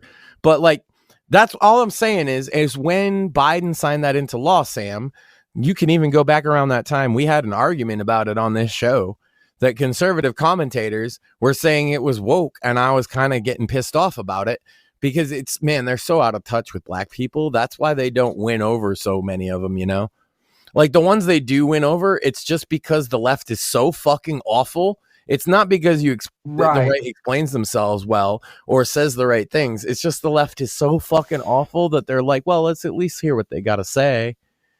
And if you really want to sell yourselves to black people, one of the things would be like, yeah, Juneteenth is awesome because it's a day that celebrates freedom. We should all celebrate it. Yeah, agreed.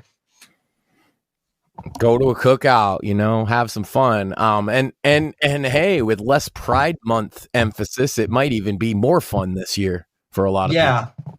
That'd be great. Well, yeah.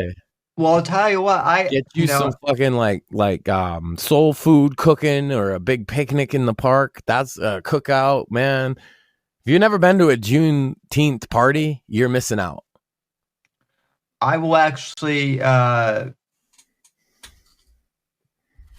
actually won't be here for Juneteenth, which is a shame because there are some really good like Southern black-owned barbecue places here that do deals for June. Oh, I bet, yeah. 18th, so yeah, it's like that's what I'm saying. If there's gonna be less Pride Month shit, Juneteenth is probably gonna be pretty dope. I like that we're gonna keep that. It's a good one. Well, if Biden's the one that passed it, hey, that's one good thing among. It's also kind of a minor good thing because it's just celebrating a holiday versus all the awful things like the economy and the wars and stuff. Yeah. So giving him the one holiday. Yeah, we can give him one win, sure. His son's a crackhead, the corruption, the dicks in the butt. We were mentioning that, or lots of dick in Biden's butt. Just bang, bang, bang, bang. In and out, Sam. All hours of the day. The White House was a mess. Yeah, well, I mean... By the way, this isn't when he was president. This is when he was vice president, and the dick belonged to Michelle. Well, supposedly, like, Barack had a gay lover, too. Well, yeah, that's why Michelle had to keep busy with Joe. Bend over, Joe. Pow, pow, pow, pow, pow. Now he got the fucking... Now he got the butt cancer. Not even once. It's very sad. I hope that the butt cancer gets better.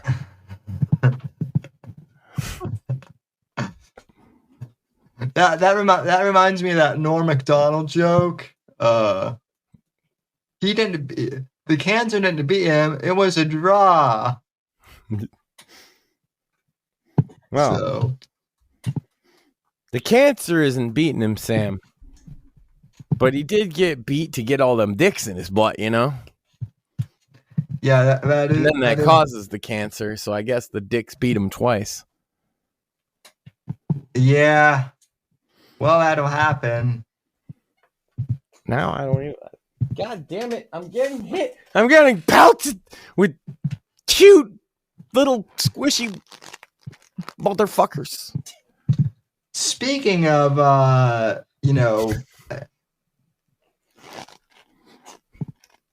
speaking of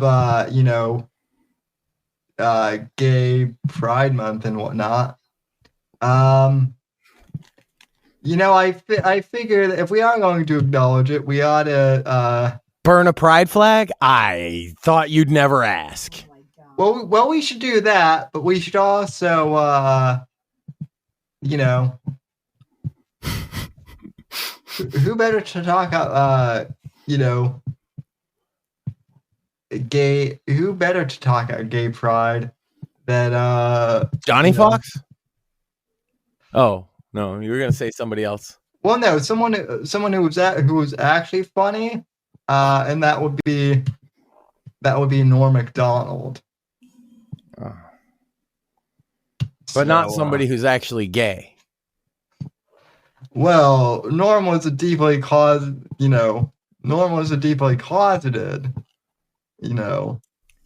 Right? Yeah. Yeah. Johnny's but he wasn't gay. No. Right. I mean, anyone who allegedly hooked up with Al McPherson, I mean, that's not gay at all. That's the opposite. Who is that? Some dude. Hot actress. Oh, okay.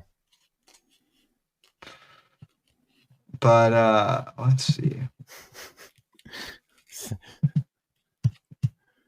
Sam's like, how do you not know that? I don't fucking care.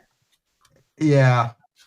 Have you ever done anything in your long and storied career that you consider specifically to be in bad taste as you look back on it? Maybe at the time you thought it was a good play, but you look back on it and you think that was in bad taste. Well, sometimes, like in stand-up, I'll do jokes that are like one time I was doing this thing in San Francisco and they were all gay people in the audience. They told me, so I figured I'll in do San Francisco. Yeah. No. So I figured I'd do stuff about gay people so that they could relate to it. Yeah, it's warm up. They love that. And so I was talking about because I went to this gay pride parade. And I saw in it there were these old men and old ladies like with these signs that said, "We are proud of our gay son," And so I was saying that's an odd thing to be proud of, because it's not an achievement, It's not like something you work all your life to be gay or anything like that.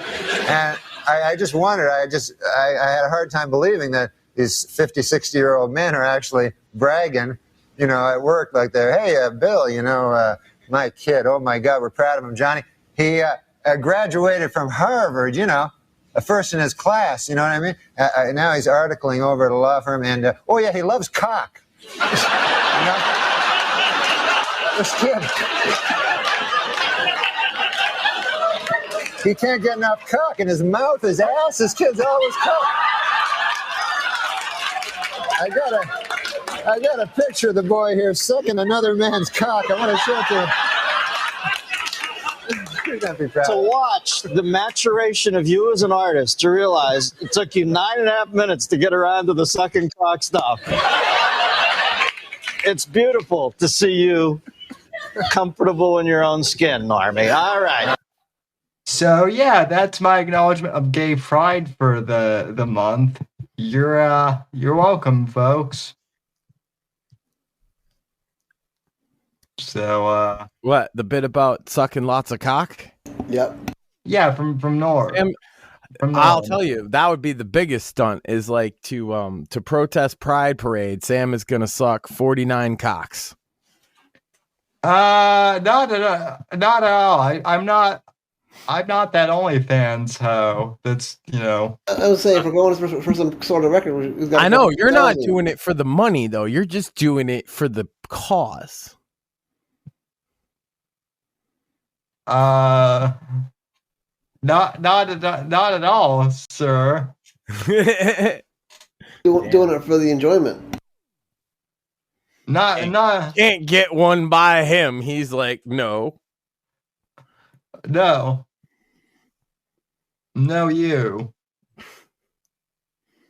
Okay. Well, we'll whittle the number down to like 45 or something more manageable. We'll talk. No, the answer is 0.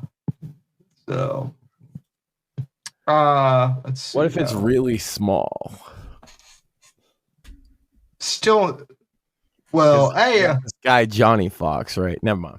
Micropene. Well, I mean, listen, I might pity Johnny Fox, but the answer is still no. Ooh, you can't unsuck a cock. He just got gay rejected by Sam. That's gotta hurt. He got gay rejected by a cripple. That's right. He got gay Not even rejected. a pity fuck Johnny Fox. You hear that? Well, I mean, I'm too We're, straight. we're not a girl from the Discord. I don't think it matters if you're straight or not, because I feel like the answer, even if you're gay, is the same, right? Yeah. Right. This is Johnny Fox. And we didn't meet in this Discord. Do you think he'd have guys breaking down his door either? Maybe if they're desperate. Yeah, I mean, come on. Gay guys will probably have better standards than that. Oh, are would hope. Are you kidding me? Gay guys, from what I've heard, like they have impossible standards. So, what about? I doubt it, because then there'd be none of them. What about gay crackheads? That's true. Gay crackheads will suck it, but they're not. Is it really gay to suck a dick just because you're a crackhead? I don't think they think about it sexually. I think they think about money. So you can't like gay for pay. Okay, so I got you then. So we can hook Johnny Fox up with Hunter Biden then. I got it. There you go. We have I don't know though. Hunter likes some young. One thing I'll say about Johnny Fox is he doesn't like him young. You know, thank God, because if I had to deal with him being a pedophile too, I would probably like do things that would get me arrested if I say out loud. Yeah. You know. But instead, he's just a massive goofball, but he wants to try and fuck with my homie's fucking writing career. Anyway, Sam, I had this new idea I was bandying about. I didn't really get to talk to you about. I want to do a show where I review sort of controversial, disturbing, what have you, independent art, right? Albums, movies, and such. Yeah. It's going to be called Max Zan Presents DIE, Die. Well, I like it. Disturbing independent entertainment. Ooh, I really like it. Yeah, and so I was thinking about doing one tomorrow and covering Isham, who's one of my favorite artists, and sort of look at his career and review some of his albums and things and talk about it. And that's what I want to do, is I want to highlight people who have pioneered in some form of independent art that's a bit outside the mainstream and maybe even controversial. Be looking at, I've already got some video games lined up, like Hatred is going to be in there. Movies, documentaries, the albums. list, most of it. Yeah. Max Zan Presents Die tomorrow. Presumably, although I might just do a cringing over coffee Johnny Fox now. This motherfucker. Well, hold on. Double feature. Are you sure you can put that together in less than 24 hours? You might need more prep time for that, or maybe not. Maybe not. You know what you're doing. So, I don't need much prep time to ride on these hoes, Sam. Well, Johnny Fox is a hoe, so that is. You fuck with my homie. You fuck with his money. Ain't good. Not at all. By the way, big shout out to Kindle Unlimited. Anyone who's subscribed over there, digital copies. Who a lot of people prefer to buy the books hardcover, which I appreciate. But for anyone who is subscribed to Kindle Unlimited to read the books on Kindle, I got like my largest readership on Kindle Unlimited last month. So Congrats. Congrats. So I don't know anyone by name who is subscribed to Kindle Unlimited, but if you are, thanks for checking the books out. Appreciate it. So hell yeah. Also, Shout out again to the men's adventure fiction guys. Those are pretty awesome. And yeah. Also, I think Mort commented. Shout out to Jake Widmer, who is who's released not one, not two, but 3 books in like the span of just like 3 months. That guy is coming out with like a book a month practically at this rate. Yeah. Bro's cooking. What can you say? He is, and you know, I did want to clarify that I always pre-record the Monday show beforehand mostly, because some people were wondering why I didn't cover the terror attack. Yeah, if you didn't get your fill of the terror attack tonight, I don't know what to tell you, but that's why he didn't do it on Monday, because that shit was already in the can. Yeah. So we can't just know when a fucking terror attack's gonna happen, guys. Right. Well, there were some people who maybe thought it was live because it was streaming on Rumble, but yeah, no, I always pre-record the Monday. Yeah, and I definitely think that the people that wanted some talk about that got quite a bit tonight. So, again, we here, Right to Offend Media and the Whitfield Report, condemn acts of terrorism, especially on U.S. soil. As do we at Bits and Bones. Yeah, it's like, it's so easy, right? Yeah, it's not terrorism that I support. No. I will say though, we support the guys we support the men and women who fight terrorism. We've had a lot of them on the show. We support victims.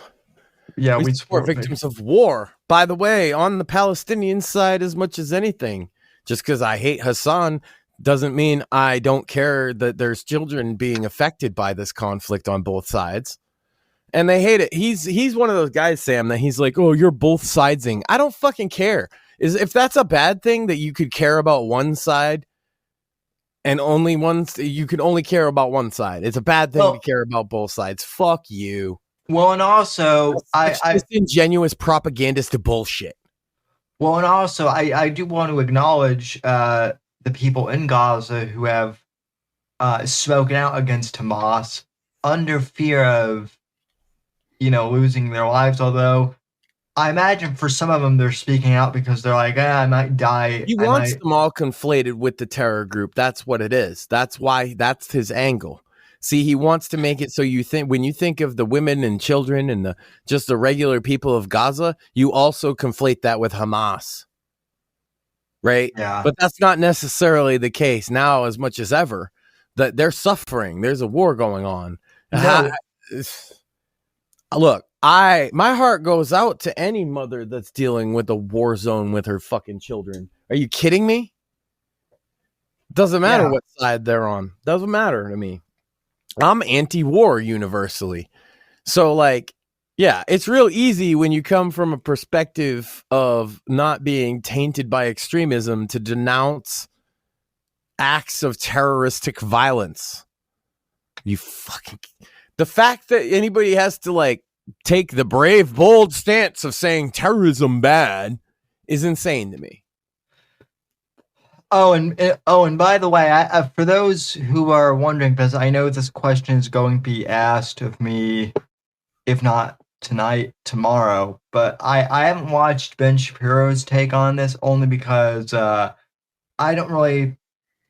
He's probably just as extreme as Hasan in the other direction. Yeah, that's the whole thing. Is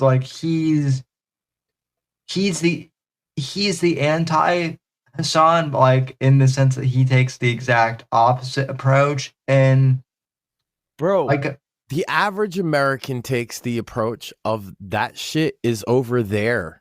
And when you start killing people over here, even Hasan got it with the firebomb attack. They start to blame the side that's doing it, not both sides. Like, not the other side. They're not going to blame Israel because Palestinian extremists killed people. Right. Well, not and like I said, you know, the media is kind of mislabeling this group as like the group that got attacked as like a pro-Israel protest group, but no, they doesn't matter. You're allowed to be a pro-Israel group, and you're allowed to be a protest group. You're not allowed to firebomb people. No, I absolutely I agree with that. I'm just saying that like the media can't even get that right because they were just because they have an agenda. Right, yeah. That by saying it like that, they have equated Zionist or pro-Israel with genocider, with bad, with Nazi. They're still dog whistling that it's okay to do this when they say that. Of course. Right. And I don't agree. It's not okay to do this. It's not okay to firebomb anybody. It's not okay to shoot people. And I don't care what your fucking political ideology is. And a fucking sane regime in this fucking country of law enforcement would put these people in jail. Well, I have a feeling that Hasan is going to get raided by the FBI. I don't know. I thought that before, and you know, the people I said it about before was Ian Freeman. Where's he? Oh, he's in federal jail. And Chris Cantwell. And where's he? Well, he did a stint in federal jail. Now he's in the local county jail. And I'm telling you, Hasan is treading the same path as them, only from the left. And if that's where it ends, bro, is you're broke and you're in fucking jail. If you're lucky, you get out of jail and you got nothing. That's what promoting terrorism gets you.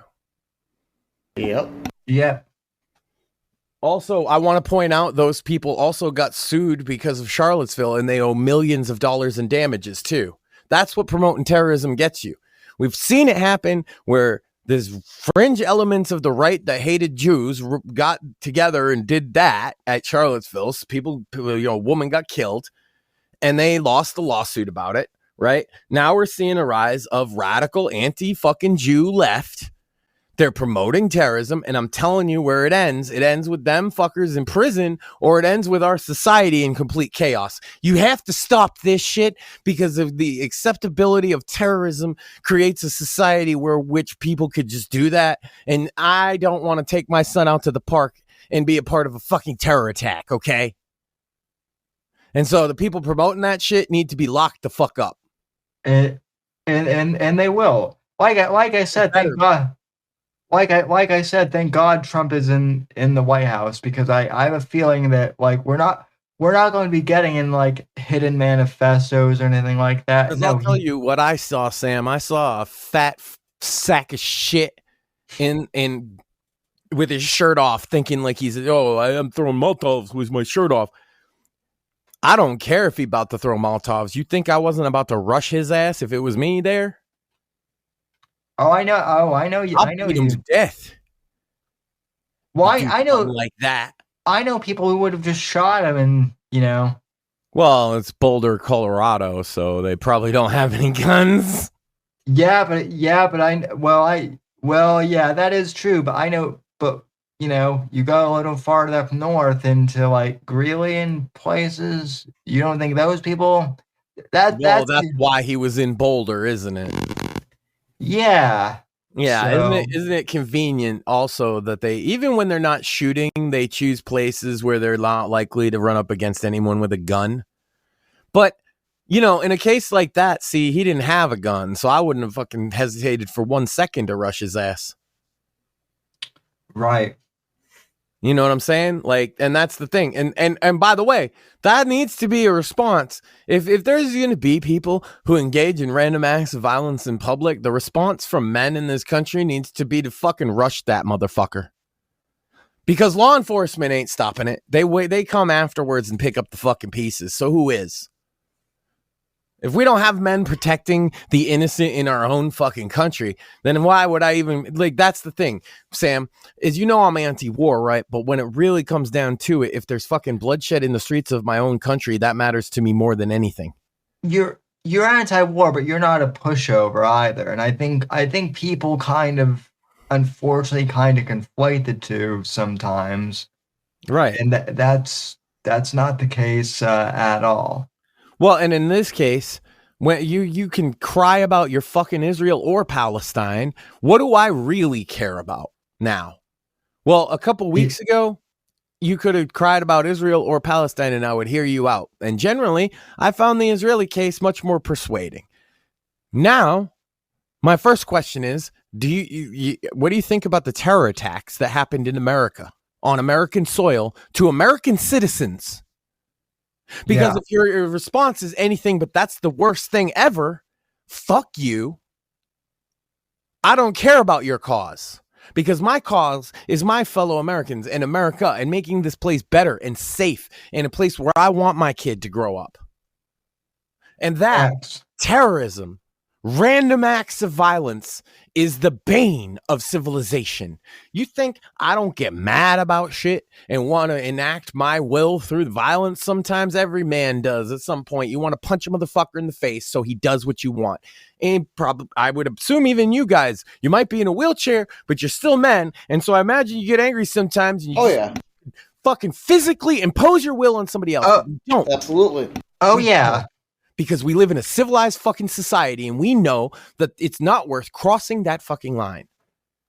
So if there's motherfuckers crossing that line, it is incumbent upon us to stop it. Because if we don't stop it, the best we can, in any way we can, you guys can speak out. I'm not saying you got to rush a fucking guy, man. I get it. But I should be, right? I'm a big physically fit man and I see that and I'm thinking if I was at that fucking rally and I'm watching this guy walk around with his 2 bottles in his fucking hand like he's a tough guy, I'm going to run over. First of all, I'm going to kick him in the nuts just to make sure that it ain't even a fair fight. Yeah. Okay. And then I'm going to fucking take him down. And if I get a Molotov thrown at me on the fucking way over, so be it. But it's worth that to not live in a world where I am terrified that will happen.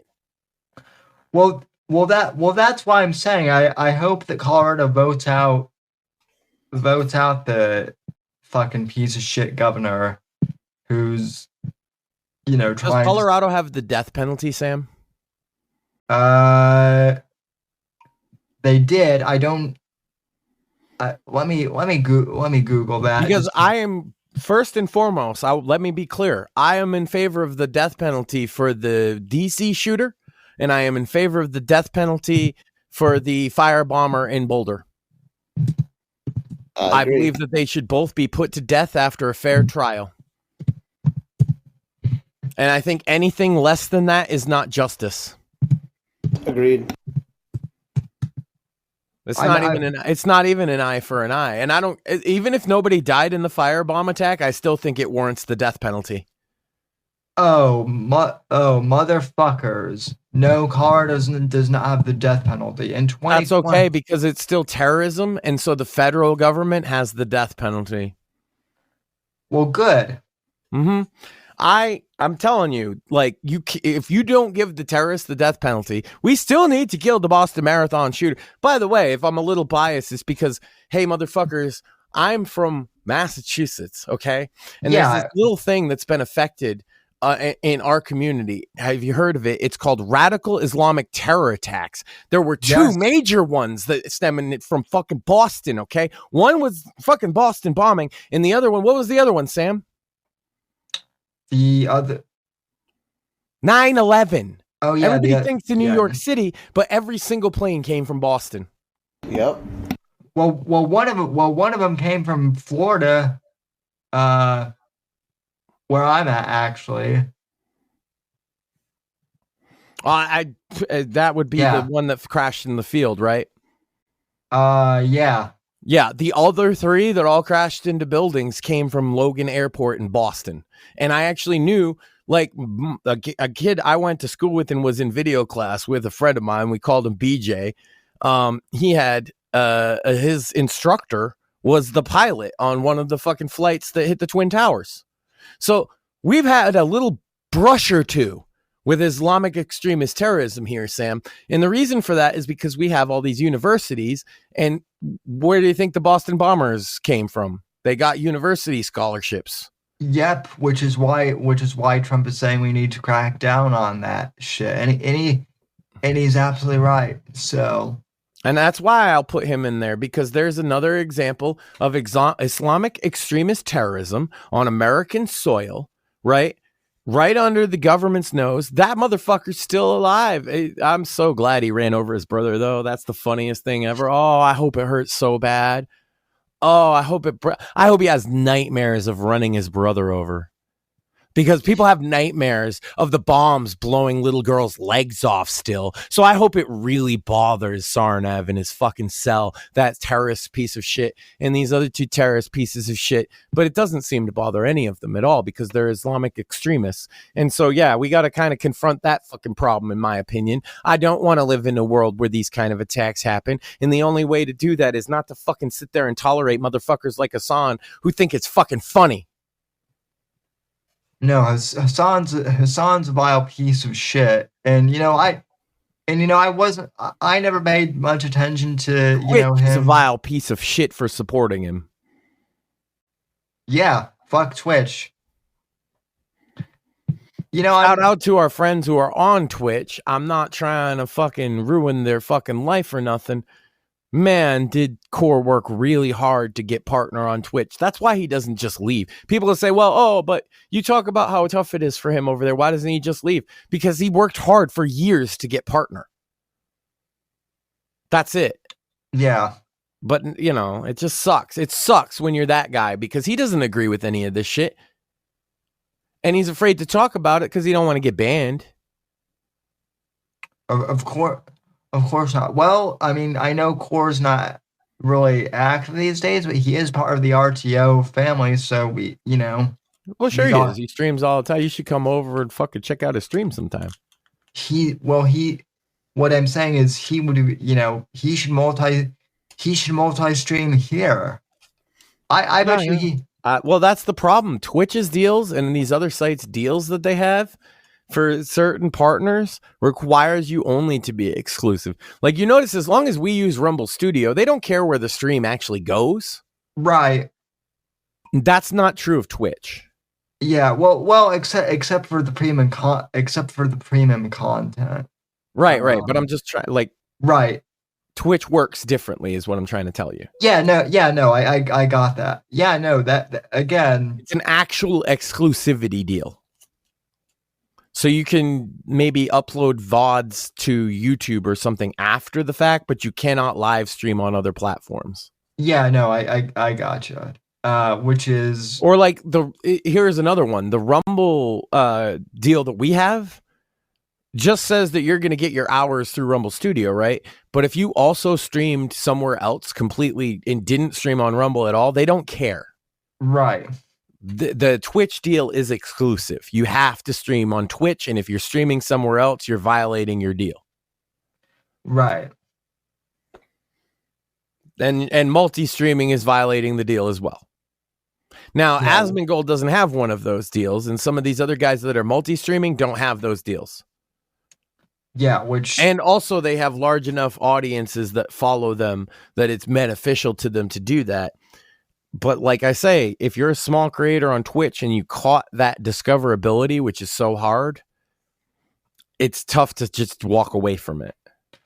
I'm not saying it is. All I'm saying, Max, is that if Core did in fact decide to leave, I bet you he could build up an audience here for sure. There's various reasons that I'd rather not even go down that road of talking about it, if that's okay. Yeah, that's fine. Like I said, I'm just laying out, a hypothetical. So I got you. But anyway, speaking of gaming, more Bits and Bones this Friday. Bits and Bones this Friday night. We got a special guest, Maxine Sand. Going to talk a little bit of Sims 4 shenanigans and the mod scene, and got a bunch of other stuff. Could possibly get into the Hasan Piker situation again. And we got an update. I'm sure he'll say something stupid between today and Friday. Oh yeah. Well, and then Well, and then it's funny that I did a James Bond rant on the show last week. Before you get into that, and we are going to have a little bit of a follow-up Witcher rant as well. Yeah. Oh, yeah, which I did see the, just kind of as a teaser to that, I did see the, the quote-unquote preview that they dropped yesterday. Are we going to get that review of Battle Raper? Never. No, nobody here is playing that, but could not pay me enough. Well, you know what's funny, guys, is the reason I was looking at the banned Twitch games list is because I thought it was very funny that the game Maxine played, Honey Pop, is on that list. That's funny. Yeah, it's like a little dating game or whatever with like, oh my god, saucy photos. Oh no. There's not even any like nipples. That's gay. Yeah, I guess there's a mod you can download that has like uncensored pictures, but the game as you buy it on Steam, it's just kind of mildly saucy pictures with no boobs. That's dumb. But you were saying something about 007 there, Sammy? Yeah, so I'm not even kidding. When that trailer dropped today, everyone sent me that link all at once, and my phone literally like reset it. Did the thing where I guess it respringed. I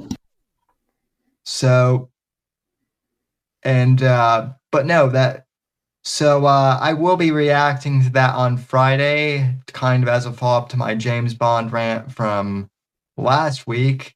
And Maxine will be joining us to talk about The Sims 4 Unmodded, which should be fun. The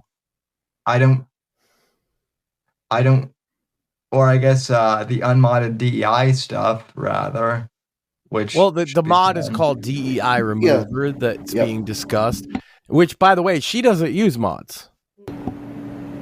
Right. Although that one, I can't say that when I explained it to her, it didn't interest her a little bit. Right, and that's kind of why I wanted, when I heard about the mod, I was like, perfect, because I've been trying to figure out a way to get Maxine on the show. Well, she said she's definitely sure she has something to say. And then I figured she would. Like as soon as this topic hit my feed, I was like, this is the perfect chance for me to get Maxine on the show. So we'll have that. We'll have Bond, and then we'll have The Witcher 4, which I'm sure we'll have a rant about that. Actually, surprisingly, I'm not as heated as people probably expect me to be. Well, that'll be even more interesting then. And Andrew Tate still won't fight me. Of course not. Because he's a massive bald pussy. Facts. Yeah. Man, imagine being a bald pussy, Sam. You can be bald or you can be a pussy, but you can't be both. Yeah. Yeah, you kind of like you only really respect a bald guy who's kind of a badass, huh? Facts. That is true. So, we know some badass bald guys, right? Badass bald guys are great. They're usually the coolest guy you know. Oh, yeah. It's just when you're a bald guy and he's a massive pussy. That combination is the worst. Usually they're fat, too. Oh, God. Am I just talking about Johnny Fox again? God damn it. Let's move on. No, I thought you were talking about Royce Lopez from. Well, we could talk about a lot. Like Mersh is a fat bald pussy. Royce is a fat bald pussy. Johnny Fox is a fat bald pussy. Chris Cantwell is a fat bald pussy. Rich from Free Talk Live is a bald fat pussy. DSP is a full bald fat pussy. PPP is a bald fat pussy. He's got hair. He's got hair, but that's because he's in his 20s. He will he has the essence in him of baldness. Yeah. So right now he's just a fat pussy, but eventually PPP will become a bald fat pussy. the thing about PPP is he's younger than me, but he already looks old. He looks older than me by like 5 years. He looks older than me, bro. He looks like he ate both of you. Facts. Yeah. Yeah, well that's I mean, I'm skin. Mort and I are both skin and bones. You know, I know I am at least. So see, there's all these motherfuckers that'll like talk bad shit about beating their ass, and then there's PPP, right? Because like nobody, like who's gonna fight that big fat fuck, right? It's like fighting it's like fighting a child or something. Well, PPP would get winded. That's like fighting Stay Puft Marshmallow Man. That's right. If you can't run a mile, I can't really fight you and feel good about it, you know? PPP might get winded and pass out like traveling to the fight. Same reason I couldn't feel good about beating you guys up, right? Is like you literally cannot run a mile, so it seems kind of unfair to beat you up. Right, but I feel like I'd be an asshole and I'd dramatically fall out of the wheelchair just to make you feel even worse. See, Sam wouldn't, because Sam would play like he's a tough guy, but they're the one I'd be worried about, because you'd make me look like the biggest asshole in the world. Facts. Yeah. Sam would be like, I'm fine. You didn't hurt at all. Mort's like, oh God, I think I need an ambulance. Why did you do that to me, sir? And I think I'm gonna die again. I would be the guy. I would be the guy being like, "I'm fine. 'Tis merely a flesh wound. Yeah. Well, my entire That's as bad as I look beating up PPP, though, right? Like beating up a big fat guy is like beating up a newborn baby or something. You know what I mean? Like, it's just kind of like not fair. They can't even get their arms around their front. Yeah, like that's why, like I mentioned before, is like my wife mentioned she had this one ex, and I said like he was a big fat guy. That's the only reason I didn't kick his ass that one day. Is because he was a fat guy. Yeah. Right, and it's like everybody's gonna be like, "Oh, poor fat guy, poor fatso," because they do. I know, especially women, man. A fat guy doesn't get as much sympathy from women at any point in his life unless he gets beat up. That is true. And then even then, it's like beating up a stupid baby. Come on, he's a fat guy. What did you do that for? You know what I mean? Yeah. I'm pretty sure beating up fat guys would actually get more sympathy in some cases than beating up a crippled guy. That's right. So I can't beat up PPP. Right. But I feel like he needs somebody to beat him up. So could we find a guy that's equally as fat as him to fight him? Because I'm not going to gain like 300 pounds. Boogie. Maybe Boogie. Boogie's not going to win a fight. We need somebody who could win a fight. Find Wings, because he beat Boogie. True. I guess I have to beat PPP up, huh?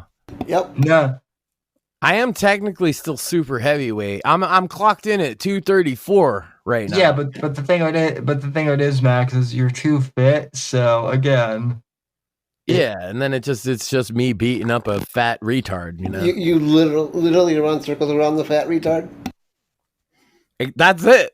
How do you think you beat a fat guy in a fucking fight? You just walk around. Don't run. You ain't gonna run. They're fat. You just walk at a brisk pace. They're gonna get winded. Yeah. And you make trumpet. You make tuba sounds at them while they do it. You know, and you run away. Yeah. That's how I would fight PPP, by the way. Everybody, you're welcome for the visual. You know, it's like, ding, ding, ding. I'm going to walk up. I'm going to punch him in the face, right? With a warning. That's a warning shot. And I'm going to go around the edge of the ring, making him chase me until he gets tired. And I'm going to walk over and I'm going to start punching him in the face until he falls down. And he's trying to throw punches, but he has no stamina. Yeah, so he's like, and he's all fat and retarded and out of breath and stupid and ugly. That'd be great. Yeah. And that means fat, Sam. PPP is very fat. Yeah. And on that note, I think that's a good way to end the show. It's been like 3 hours, so what a way to end the show by bashing PPB. So we've got about the head, face, chest, neck, and backside. We've got We're gonna bash him. We've got die.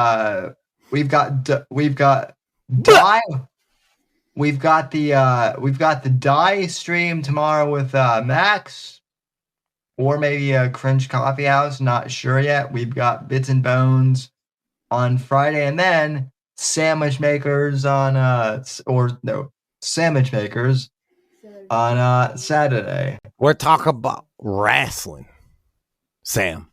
Ooh, nice. AAA versus NXT, Money in the Bank.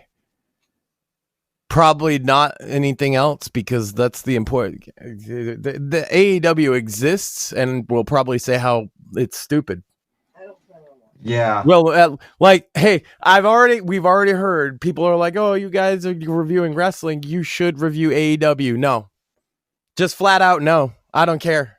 No, we're not watching it. Every time I turn that trash on, it's trash. Well, AEW is still doing Pride stuff, so no thanks. Even without that, I say no. Wow, that makes it worse. Yeah. There we go. Hard no on the AEW review, but if you want to check us watching, I'm hyped, Sam, because the fucking luchas. Did you know that I'm a connoisseur of Mexican wrestling? I did. Yeah. That's just dope. So I'm excited to see Psycho Clown's gonna be there. Fucking El Hijo del Vikingo is the mega AAA champ. He's gonna face Chad Gable. That's gonna be sick, bro. There's gonna be women's matches. There's gonna be luchas. It's gonna be crazy. And then Money in the Bank. The women's Money in the Bank ladder match is gonna be a fun watch. Probably more fun than the men's. It's pretty competitive, is what I'm saying. So yeah, that's Sandwich Makers. Awesome. So, and then I'm not sure about Monday's show yet. I've got a few guests who I might be. I don't have any guests booked officially, but I will announce who it is hopefully by Friday. So stay tuned. And until then, take care. God bless. Prayers to the victims of the terror attack. Don't do terrorism because that's gay. I think that's kind of the message of tonight's stream. Also, fuck Twitch. Twitch. Get your shit together. Fuck Twitch. Fuck Hasan Piker. Yep. And with that, folks, I'll see you next week. The right to offend is not some pesky little part of freedom of speech that we have to put up with. It is the heart and soul and lungs of freedom of speech. It is the coursing lifeblood of human progress. It is the instigator of liberty and modernity and science and understanding. What a laughing stock today's student leaders are, that they can so casually dismiss the right to be offensive without realizing that their lovely, enlightened lives are the gift of individuals who gave offense. Offensiveness is not just something we have to begrudgingly accept. Offensiveness is the motor of human progress. Thank you for watching the Whitfield Report live on the Right to Offend Media Network. Make sure to check out Sam's books on Amazon, Audible, and Kindle. You can follow Sam on X at SamW_NGC and the Right to Offend Media Network at RTO Media. Like, comment, subscribe, and share with your friends. And until next time, God bless, God save this great nation. God, freedom, legacy, in that order.